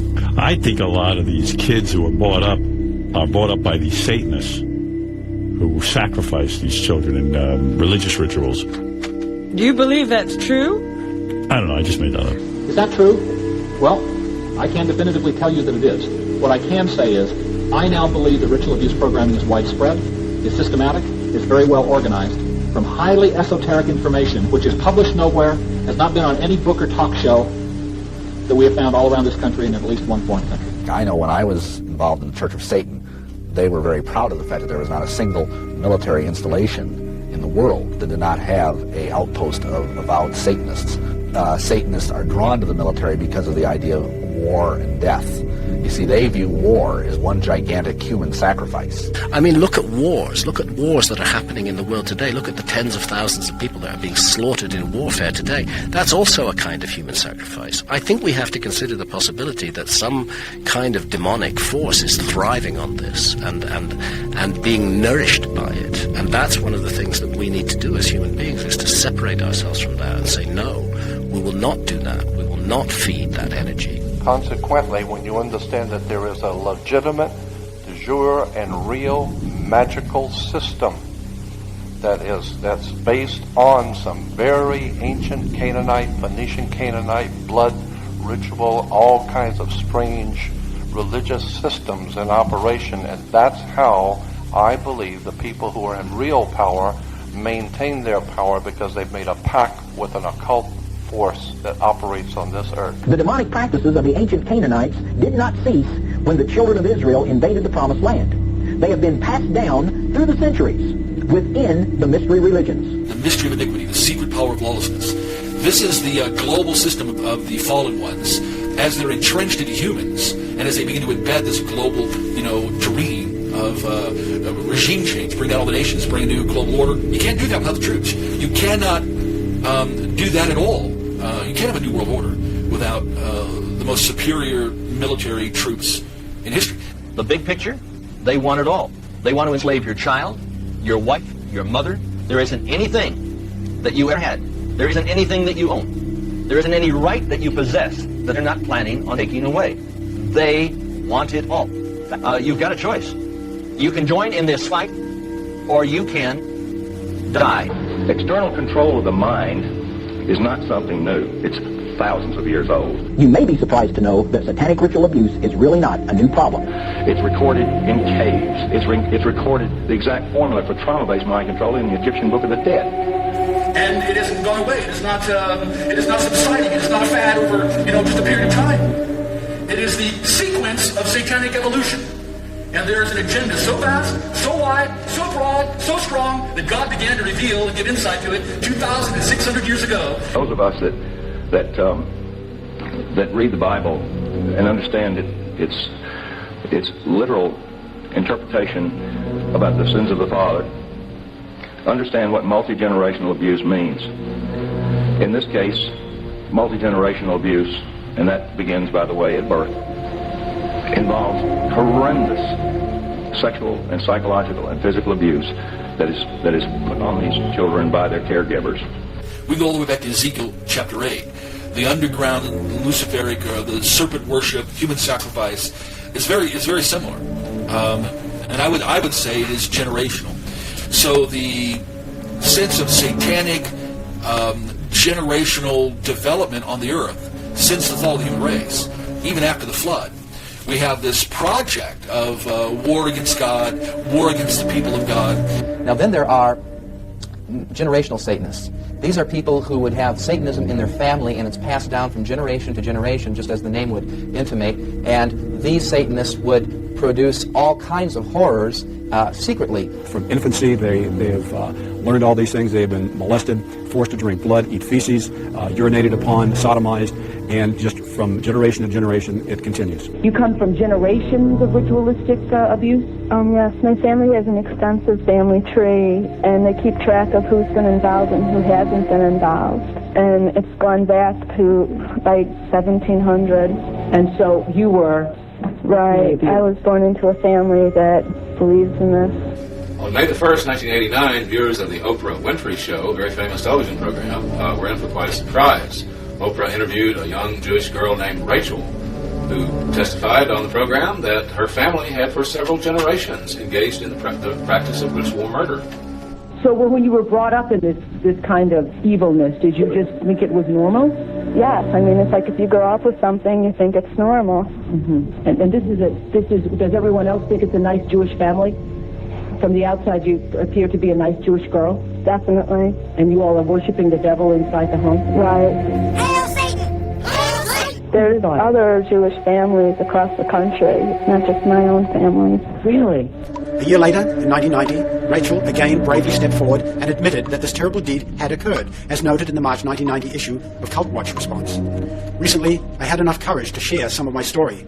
I revealed that I am a Jewish survivor of a multi-generational family who practiced human sacrifice and cannibalism. Well, I'm very surprised because the Jewish faith is the Jewish faith, and worshiping the devil is not a part of the Jewish faith. But the Jewish people do not worship the devil.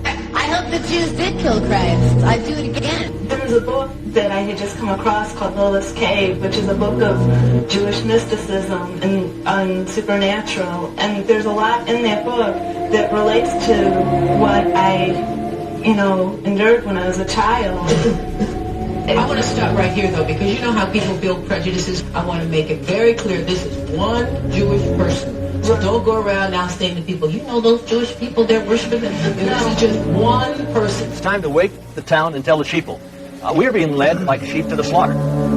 I don't know if you've ever seen sheep go to the slaughter, but they are generally led by a Jew. Shut it down! Shut it down! Judas goat. The Judas goat will bring them all the way up the ramp, and right before they drop the trap on the sheep, the Judas goat steps to the side. And so who knows about it? Lots of people now.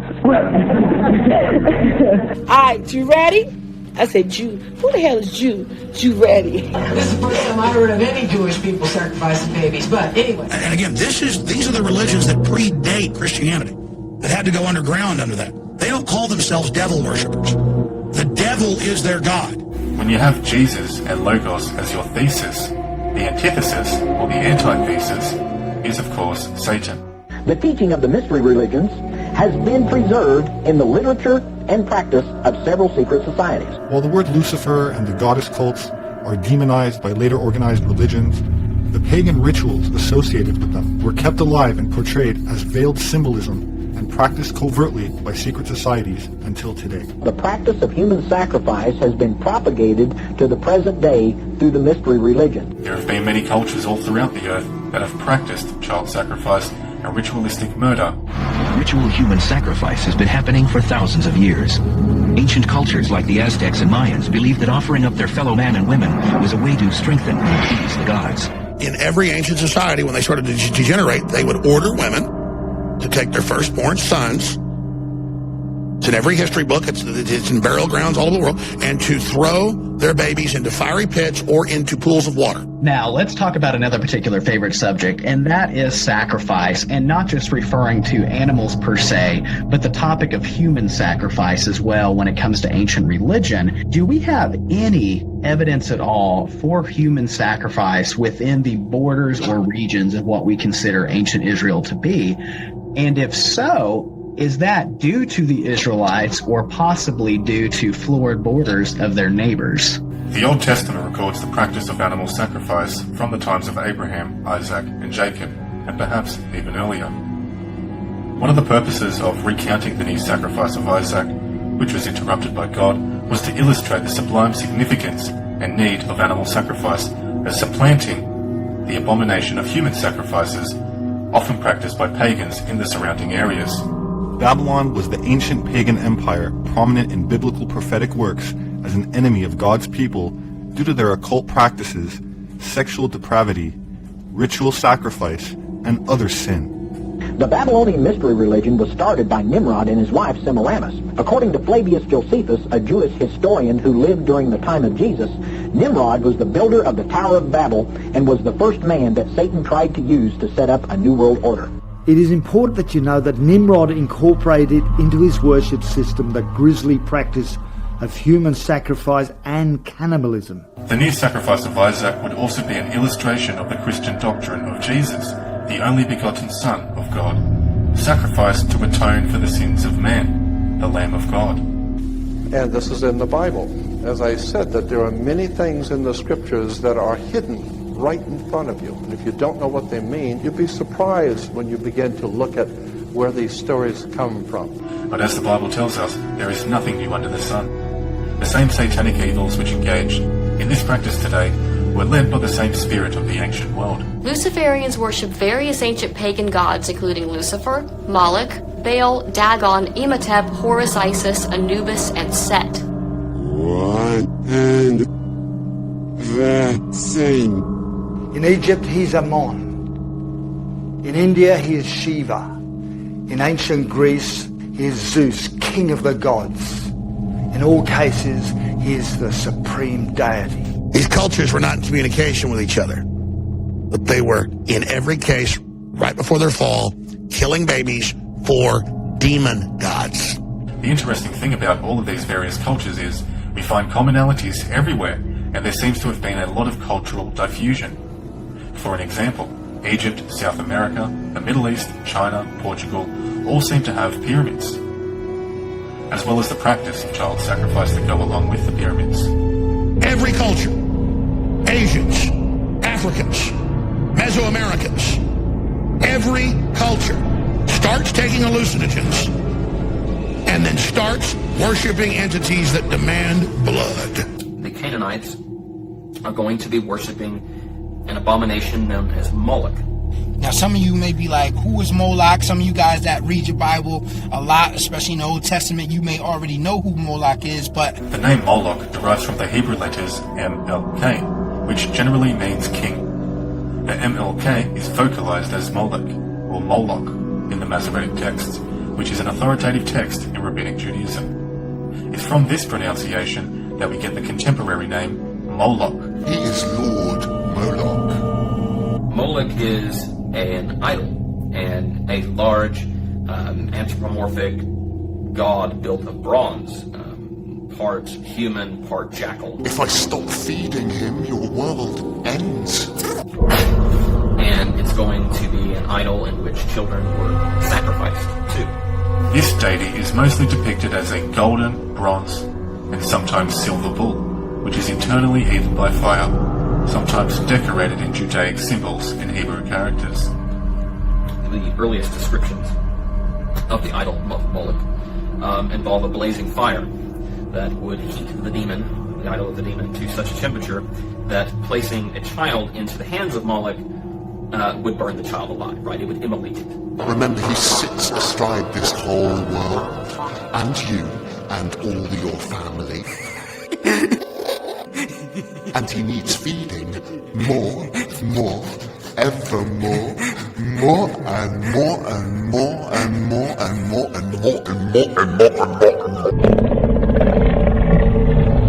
Then the Lord spoke to Moses, saying, Again, you shall say to the children of Israel, Whoever of the children of Israel, or of the strangers who sojourn in Israel, who gives any of his descendants to Molech, he shall surely be put to death. The people of the land shall stone him with stones. In the Old Testament, there were a few times when the Jews strayed from their covenant with God and instead started worshipping false gods, like Moloch.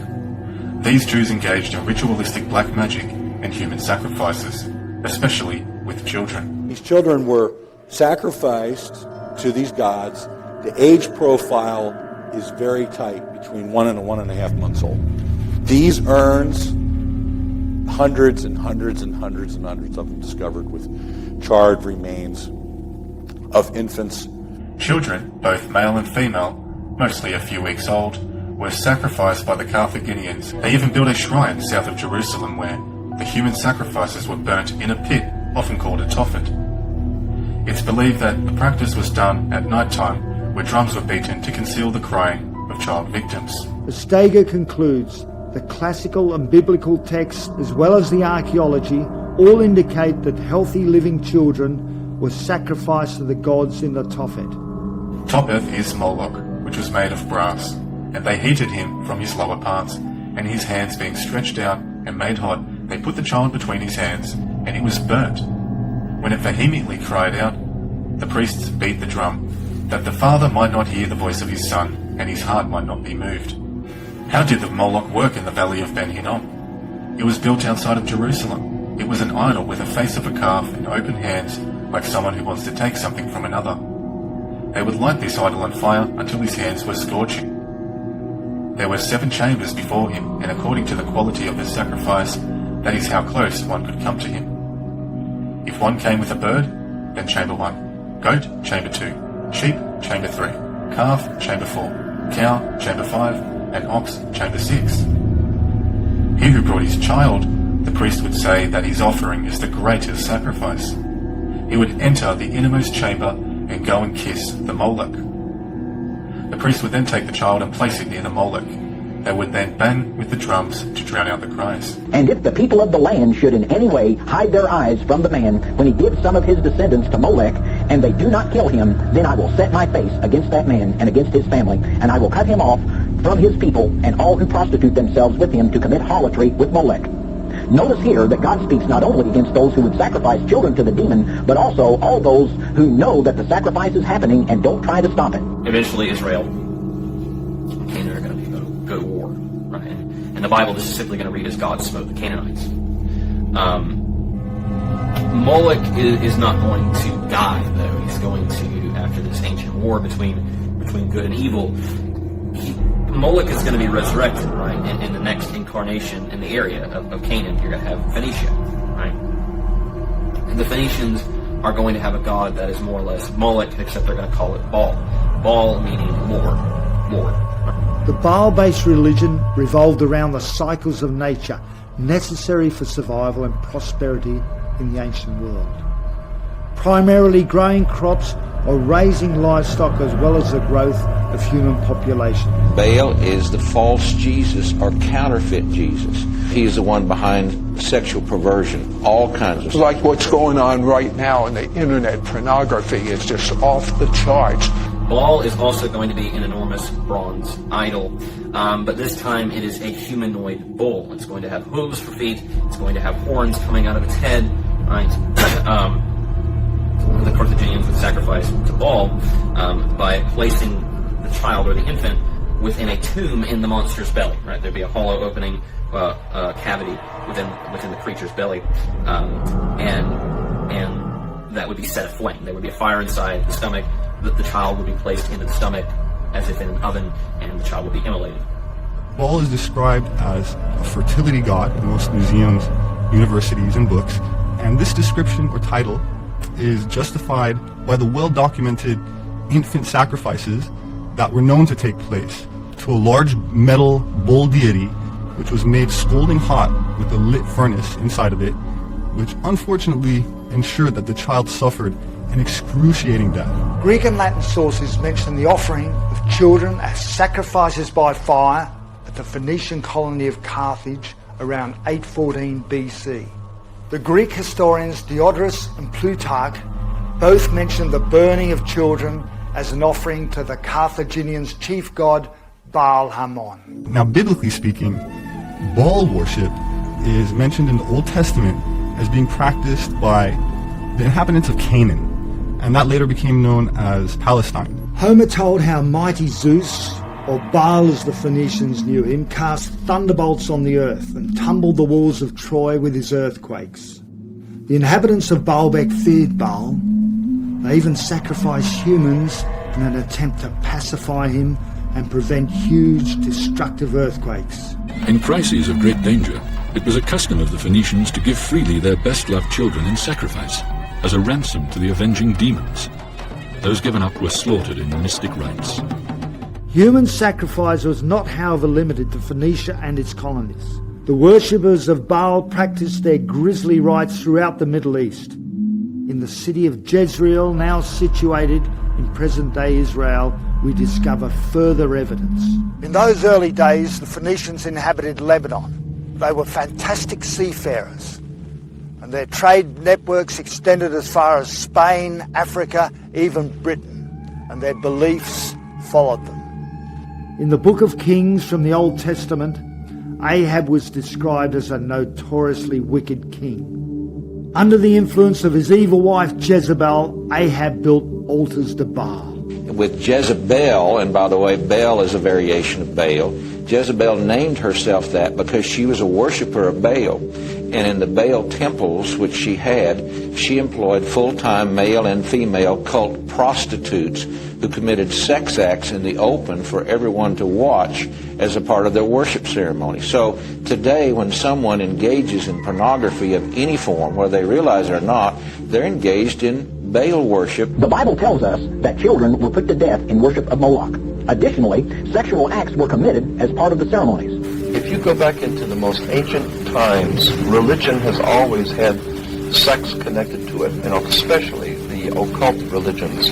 Pagans practiced sympathetic magic, that is, they believed that they could influence the gods' actions by performing the behavior they wished. Their worshippers engaged in immoral sex to cause the gods to join together, ensuring good harvest. This practice became the basis of religious prostitution in 1 Kings 14:23 through 24.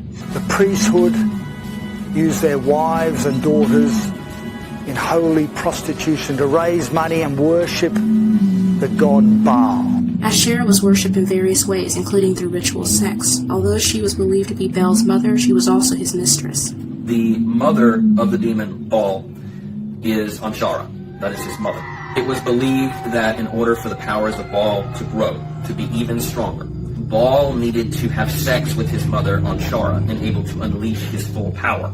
And so there are sex rituals occurring to replicate the act of mother and son intercourse in order to increase the power of Baal. The actual worship of Baal was carried out in terms of imitative magic, whereby sexual acts by both male and female temple prostitutes were understood to arouse Baal, who then brought rain to make Mother Earth fertile. The sacred marriage began with a journey and procession by the king to Inanna's temple, or it would have been called Ishtar's temple in the case of Babylon, which came after Sumer, and there would be preparation of the bride, which was actually a sacred prostitute. The priest of a male member of the community represented Baal. The priestess or a female member of the community represented Asherah. In this way, God's incredible gift of sexuality was perverted to the most obscene public prostitution. No wonder God's anger burned against his people and their leaders. The procession was accompanied by singing of love songs and other festivities, and a great banquet, but the core of the ritual was an act of sexual congress between the king and the goddess figure, and this sexual union was intended to promote the fertility of the land, and it was the type of sex magic ritual that modern secret societies still practice. And occult authors, such as the late Aleister Crowley, were directly inspired by it. Baal's victory over death was thought to be repeated every year when he returned from the land of death, underworld, bringing rain to renew the earth's fertility. Hebrew culture viewed the sea as evil and destructive, so Baal's promise to prevent storms and control the sea, as well as his ability to produce abundant harvest, made him attractive to the Israelites. The people firmly believed that by their actions they could manipulate and control the gods. Crops were abundant, Baal was praised and thanked for his abundant rain. The prophet Hosea suggests, and Jeremiah graphically depicts the debauchery and excesses that developed in the worship of Baal. Herodotus wrote that the Babylonian brides were required by law to prostitute themselves at the temple for 7 days prior to marriage. In fact, in Hellenic Greece, courtesans or prostitutes maintained a social status legally and politically equal to men, while wives were reduced to servants. So just to be clear, the sacred marriage was not taboo at all, but a state-sponsored occasion, a required royal ritual in which the king played the male role of the deity Dumuzi, the spouse of Inanna, who could be compared to Venus, Aphrodite, Ishtar, and many other goddess archetypes. Because of the sexual overtones of Baal worship, It was easy to use the metaphor of adultery or prostitution to describe the problem that such syncretism raised. The Israelites struggled with Baal worship until the time of the exile, especially after its official establishment as a state religion for a time during the reign of Ahab and Jezebel around 850 BC. You have disturbing blood magic occurring, right? The offering of human children, infants, to the demon. And then you have disturbing sex rituals occurring to increase the power of that demon. And this is the understanding of magic that these ancient Hebrews are going to have. This is what they're encountering, right? And there is a constant effort by the Canaanites and the Phoenicians to convert the Hebrews to this religion. The Bible states that the Canaanite cults practiced these sex acts, but it had no place in the Israelite religion. Deuteronomy says that none of the daughters of Israel shall be Kadesha, nor shall any of the sons of Israel be Kadesh. The significance of this was, this god, which is usually depicted as a golden bull with a fiery altar at its base, required child sacrifice. A holy sacrifice consumed by fire, or what the Babylonian Talmud calls Korban Olah. The Korban Olah is better known for its traditional name in the English, which is Holocaust, which comes from the Greek word holocaustus. A literal holocaust. This is where the term Holocaust comes from, a burnt sacrifice. Okay, and these Canaanites would be doing this. They'd be burning kids to Baal. They'd be burning kids where they'd have a big steel oven with the hands of the god. You take your baby up with a 500-degree thing and watch it fry. The Greeks are also going to describe this ritual. Diodorus Siculus described the ritual. There was in their city a bronze image of Cronus, extending its hands, palms up, and sloping towards the ground, so that each of the children, when placed thereon, rolled down and fell into a sort of gaping pit of fire. Drums and flutes would be played at the ceremony as the infant was sacrificed to drown out the screams. You'd fry a baby on a basically outdoor barbecue pit and then eat it. Watch the priest pull a leg off your baby and At these ceremonies, even the most powerful families had to produce a victim to placate Baal Hamoth. According to the historian Roy Decker, they even attempted to save their kin by substituting servant children. Nevertheless, when the city was threatened by Roman armies, earthquakes, drought and famine, the high priests ruthlessly sought Baal's appeasement. But the biblical tradition is very clear in talking about that the Phoenicians burned their babies, sacrificed their children, and there is a biblical narrative saying that this tradition also came to Jerusalem in the late Iron Age.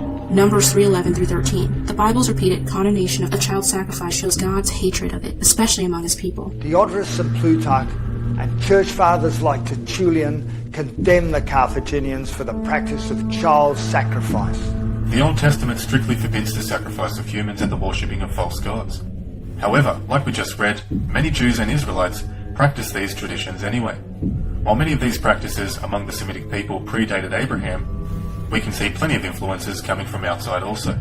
Like when the Jews escaped Babylonian captivity, they brought many of the demonic teachings with them. We can see a constant theme of the children of Israel looking to the Canaanite deities for fertility, for prosperity with the crops, and for wealth with harvest.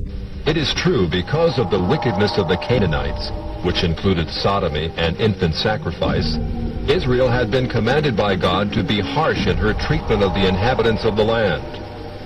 God made it clear that the Canaanites were not simply to be avoided, but destroyed. It's hard to know why Yahweh's people failed to see that he alone had power over these things. Possibly, their desert origins led them to question God's sovereignty over fertile land. Or maybe it was simply the sinful pagan practices that attracted them to Baal. Right? And there are going to be some Hebrews and Israelites who are going to convert over to Moloch, who are going to convert to Baal. And that is why there are such strong scripture verses in Leviticus just damning everything associated with the Canaanites, right? We can also read about this when studying the foreign concubines of Solomon, who promoted these traditions within the various temples at that time. We also know that child sacrifice was very prominent within the Carthaginian, Canaanite, and Phoenician society, all of which were in close proximity to the Jews. A common denominator with all of these outside influences is that they all worshipped Moloch. You say you're God's chosen people. Who exactly is your God? When they worshipped other gods, the Bible talks about them carrying the banner of the star of their god Remphan. At the end of Acts 6, Stephen is seized and brought before the council by the Jewish leaders. Beginning in verse 37, Stephen recounts of when the fathers refused the oracles given to Moses on Mount Sinai, and instead desired to set up their own gods. Did you bring me slain beasts and sacrifices during the 40 years in the wilderness, O house of Israel? You took up the tent of Moloch and the star of your god Remphan, the images that you made to worship, and I will send you into exile beyond Babylon. In Amos, God said, you have taken up the star, and you have actually sacrificed your own children to the star god through the fires. They sacrificed their own children, the Jews did, to the star god. In other words, what Stephen pointed out in Acts 7 that caused early Israelites to fall into Babylonian exile was the worship of the star of Remphan, or the hexagram. You rejected the God of the Bible. You took up for yourself the star, that's the six-point star, of your God, called Remphan or Kiyun. All these were names for Moloch, the great Baal, the great fire god, who was the devil. All of these things interweave and are interwoven into each other. And what it all comes back to is satanic symbolism. You have to remember, Satan wants to be God, desperately. And his fundamental mission is to basically trick people into worshiping him and or rejecting the Father, rejecting Jesus Christ. Now, the first thing that you have to realize when studying the occult and the New World Order and all these different agendas that are going on is that there are all kinds of different branches of occult study and occult teaching. The things which are happening today, the people who are in power in this country, all of this stuff can be traced back to the planet Saturn. Saturn is a very, very pivotal, important concept in theology and religion. And most people have never been told any of this and have no knowledge of it at all. According to Elcott's commentary for English readers, Remphan appears to have been understood by the Septuagint translators as an equivalent for the Hebrew Kayun, which is supposed by many scholars to be identified with the planet Saturn, of which Remphan, the Septuagint form of the name, was the Coptic or Egyptian name. Barnes' notes on the Bible states, quote, because the object of worship called Kayun in Hebrew was called Remphan in the language of Egypt, it is generally agreed that the object of their worship was the planet Saturn. The Romans equated Saturn to the Greek Kronos, or Father Time, and this in turn made Saturn the god of sowing and harvest. In other words, a god that was highly revered and worshipped in ancient Rome. Some of you may be aware that bits and pieces of Saturn worship have made their way through time and are still being used today, albeit in a different context. Well, what if someone told you that was no accident or coincidence, and that it could all be traced back to a group that is still worshipping Saturn, and that group is in control of much more than most people would care to admit? His symbol, long before the Hebrews were ever in Canaan, the symbol in Cana for the planet Saturn was a six-pointed star. Today we call that star the Star of David. There was no Star of David. It's the Star of Saturn. All of the Jewish reference books, all the Encyclopedia Judaica, you go to the synagogue, go up into Mulholland Drive, up to the Jewish University and spend 3 weeks there and look up Saturn. You'll find out that 98% of all Judaism is a worship of the planet Saturn. Gotta wake up and understand where this stuff comes from. So in order to understand why Saturn is so important to the occult, we first need to realize that the entire world has been worshipping Saturn for thousands of years. Saturn has been given many names in the past. It received the name Saturn from the Romans. The Romans called Saturn the god of time. When personifying Saturn, the Romans had it equipped with a scythe or sickle. In ancient Greece, they called Saturn Kronos. This means Father Time. When they personified Saturn, the Greeks also displayed Saturn holding a scythe or sickle with a large white beard. In times of antiquity, Saturn was known as Kronos, the god of time. The story goes, Kronos was told the prophecy that one day his children would usurp him as king.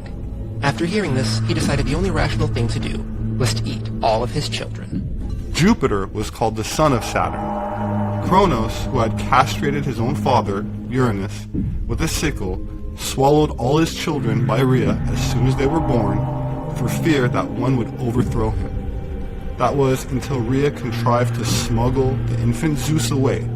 He grew up on Mount Ida, suckled by a goat, and grew up to overthrow his father. It was prophesied that one day Saturn would lose power and one of his children would kill him. To prevent this from happening, each time his wife delivered a child, he would immediately swallow it. Saturn has always had a negative, if not evil, significance. Esoterically, it's associated with man's limitations, restrictions, death, and decay. His name in Greek was Kronos, the ruler of time. Saturn, with his sickle, was associated with the harvest, the passing of seasons, of a timeless era of plenty and bounty before time, a golden age.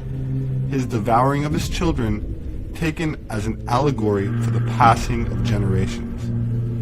That Zeus was spared this fate of being devoured can be interpreted as his generation not being devoured by time, but instead everlasting, like the evergreen tree used now as the Christmas tree, green year-round. The myth illustrates the cycle of death and rebirth, creation and destruction.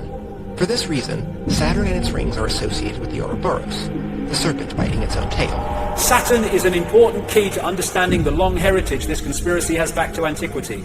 The city of Rome was originally known as the Saturnia, or City of Saturn. The Roman Catholic Church retains much of Saturn worship in its ritual. Saturn also relates to Lucifer. In various occult dictionaries, Saturn is associated with evil.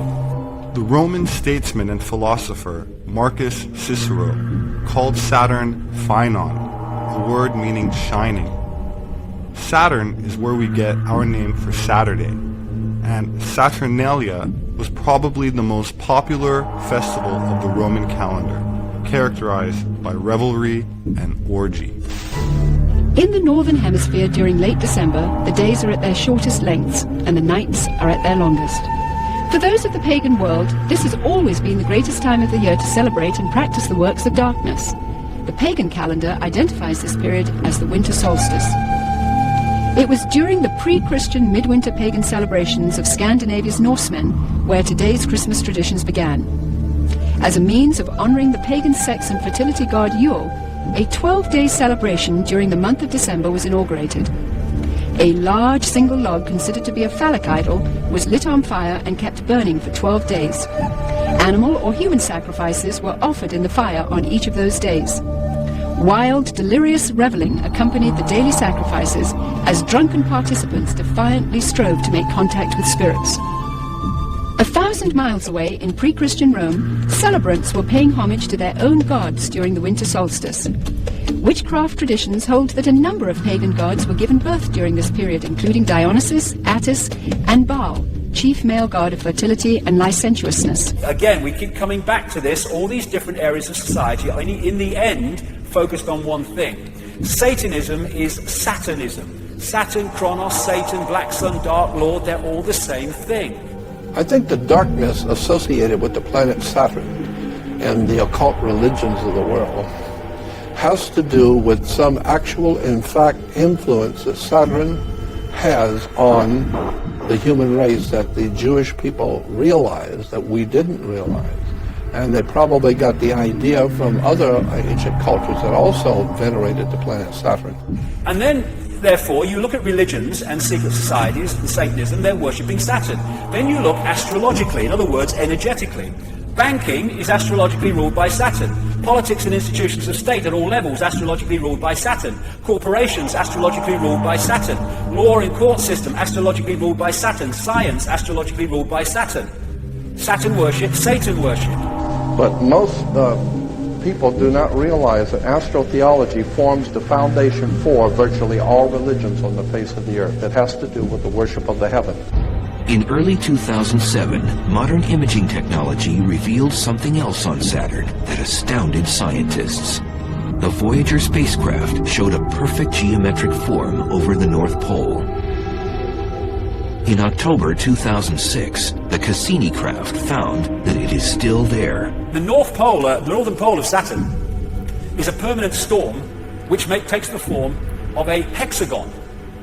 And this has been found by the Cassini spacecraft, and I think the Voyager one before that in the early 80s. And the hexagon also is an expression of the hexagram, or of the six-pointed star. It's just bizarre. It sits there kind of still. It doesn't move with the planet.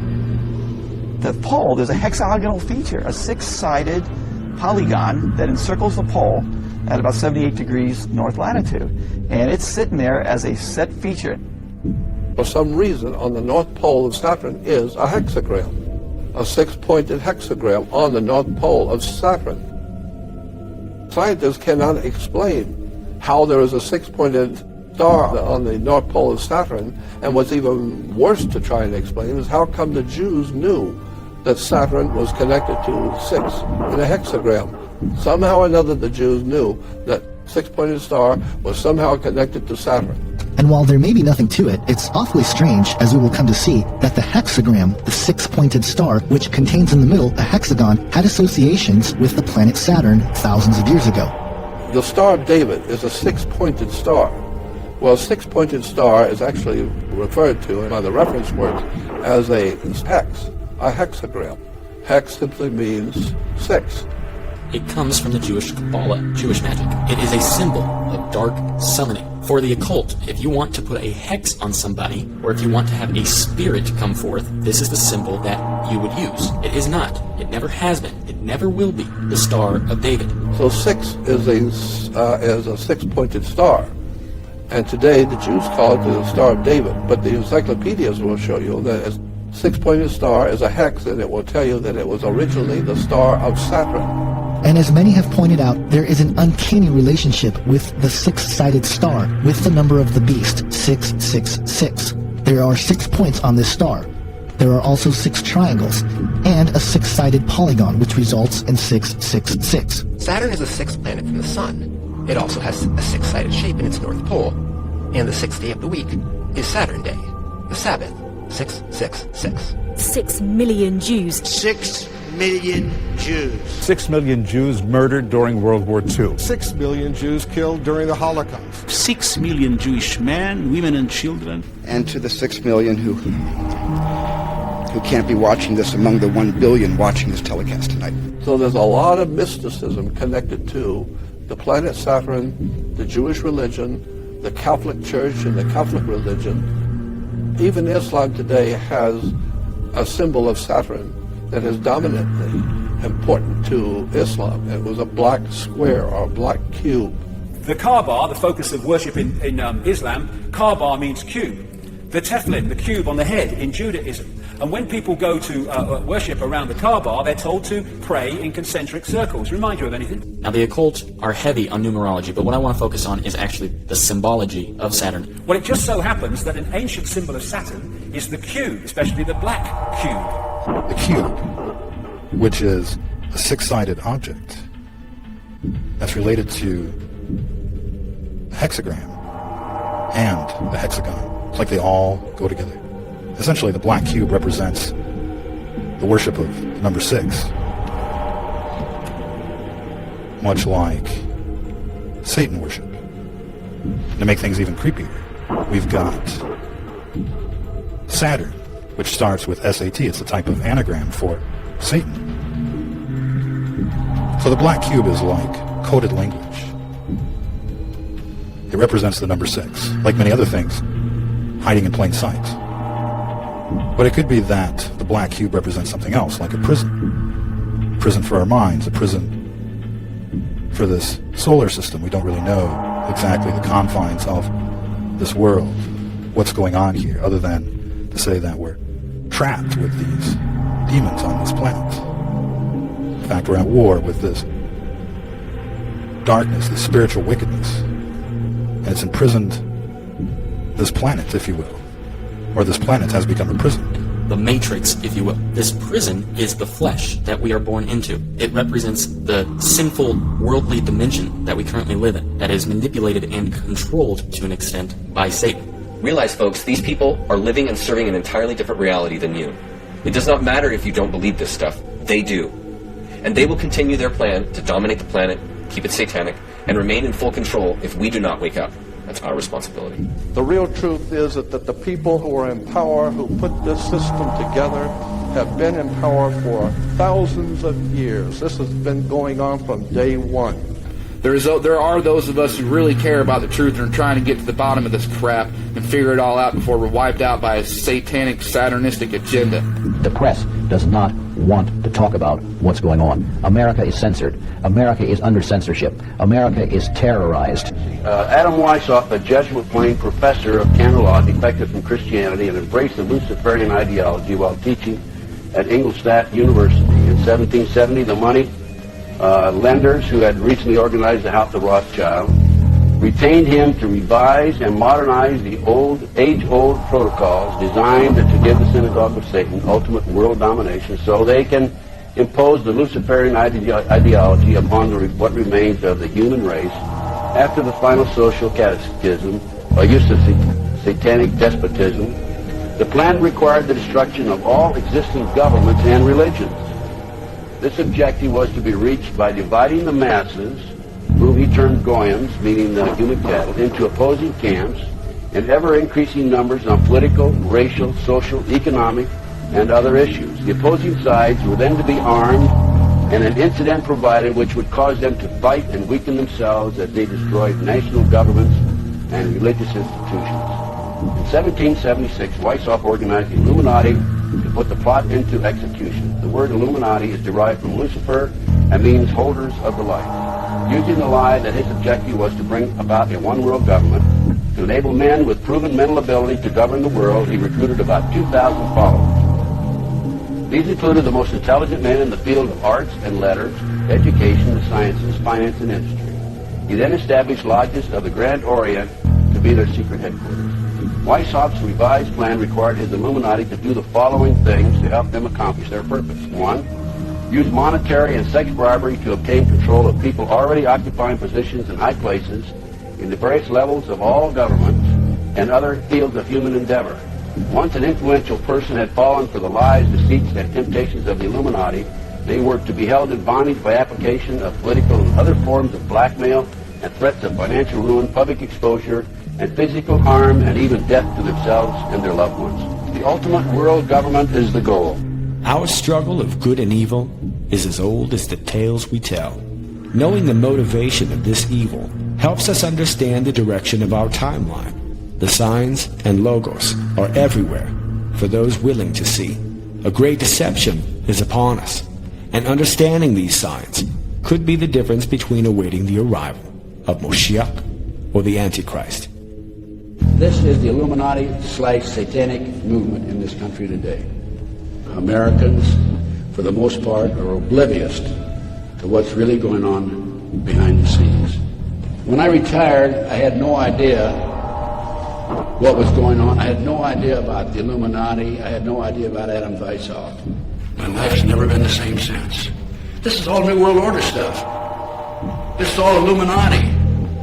There's those people who think there is no conspiracy. So there is a conspiracy. I'm a conspiracy realist. I'm not a conspiracy theorist. I'm a conspiracy realist. We all have to do everything we can within our power, within our means, based on our training and experience, to do something about what's going on in the world today. Yeah, because of the Jews! Whoa! No! Off, Teddy! Get off! Go. Sorry. Here is the bottom line. This is not an indictment against the Jewish people. Rather, it is a call for repentance and to accept Jesus Christ as their Lord and Savior. So in 1 John 2:22, when it says, "Who is a liar but he that denied that Jesus is the Christ," what it's saying is, who is a liar but he that denied that Jesus is the Messiah. So, what group of people believes that there is a Messiah but does not believe that Jesus was that Messiah? Again, those are the Jews. What does a Jewish Messiah look like? A very powerful king that will establish peace and goodwill on earth. You have to be able to establish peace. World peace. World peace. He says when the real Messiah makes his appearance in such a dramatic fashion that it can't be denied, then everybody will acknowledge that he's the real Messiah. And that worldwide, even the non-Jews, because they're all looking forward to the Messiah. So when the Messiah comes, you're saying the whole world's going to believe on him? Yeah. The entire world, because his purpose will be to bring the entire world to the proper observance. All the nations will stream towards Jerusalem to learn from him. Okay. It will initiate a period of world peace. Mm-hmm. The Messiah will be a tremendous charismatic figure with great knowledge and communication skills. He'll also be a great warrior. He will be the defender of the Jews, and he will defeat all their enemies in a permanent kind of a way. If you listen to how the Jews describe their Messiah, they paint a perfect picture of what the Bible describes as the Antichrist. He's going to conquer the entire world. He's going to bring peace through war. He's going to be believed on by all religions of the world. He's going to bring world peace. He's going to unite us all. Contrast this with the teachings of Christ, who asks mankind to accept him as Savior, follow his example, and love and care for others unselfishly. There is no neutrality. We either have to choose to apply biblical concepts to our lives, or by silence and non-commitment, we make a stand against them. This also shouldn't be of any surprise to Christians, because the Bible is so clear on the fact that Jews are the synagogue of Satan. In 1 John chapter 2, verse 23, we read the following, quote, "Whosoever denieth the Son, the same hath not the Father, but he that acknowledgeth the Son hath the Father also." Unquote. So from reading this verse, straight away it should immediately tell us that Jews who reject Christ do not have the same God that Christians do. If you want something more specific, let's consider the words of Jesus Christ, who was rebuking the Jews in his time. When the Jews said they are of Abraham in John chapter 8, Jesus rebuked them and said, quote, "If ye were of Abraham's children, ye would do the works of Abraham." Unquote. In verse 44 of chapter 8, Jesus flat out tells them the following, quote, "Ye are of your father the devil, and the lust of your father ye will do. He was a murderer from the beginning, and abode not in the truth, because there is no truth in him." One of the strangest and most depressing aspects of Jewish history is anti-Semitism. If you think about it, arguably no people for its size has contributed more to the world than the Jewish people. Yet no people has been hated longer, more deeply, more irrationally and universally than the Jewish people. And it's no surprise that the greatest propaganda machine in history has spread the oldest conspiracy theory in history, the lie that Jews are somehow dangerous. Throughout history, Christians have not looked at the Jews as God's chosen people. They looked to them as a people that rejected Christ and were therefore rejected by God. For example, the last book written by Martin Luther before he died was called The Jews and Their Lies. Reverend Dr. Martin Luther, founder of the Lutheran Church, briefly describes his thoughts on this matter in his thesis, The Jews and Their Lies. He says the following, quote, "In history, therefore, they are often accused of poisoning wells, stealing children, and mutilating them, as in Trent, Weisenussi, etc. Of course they deny this. Be it so or not, however, I know completely well the full. Ready will is not lacking with them, if they could only transform it into deeds in secret or openly. Know this for a certainty and act accordingly." Unquote. Anti-Semitism has never gone away. It just has, and I can see if you're an anti-Semite, you're going, the evil of the Jews is the closest I come to believing in magic, because they just never stop being evil. Like, I just don't understand how this never goes away. It never goes away. It's so fucking weird.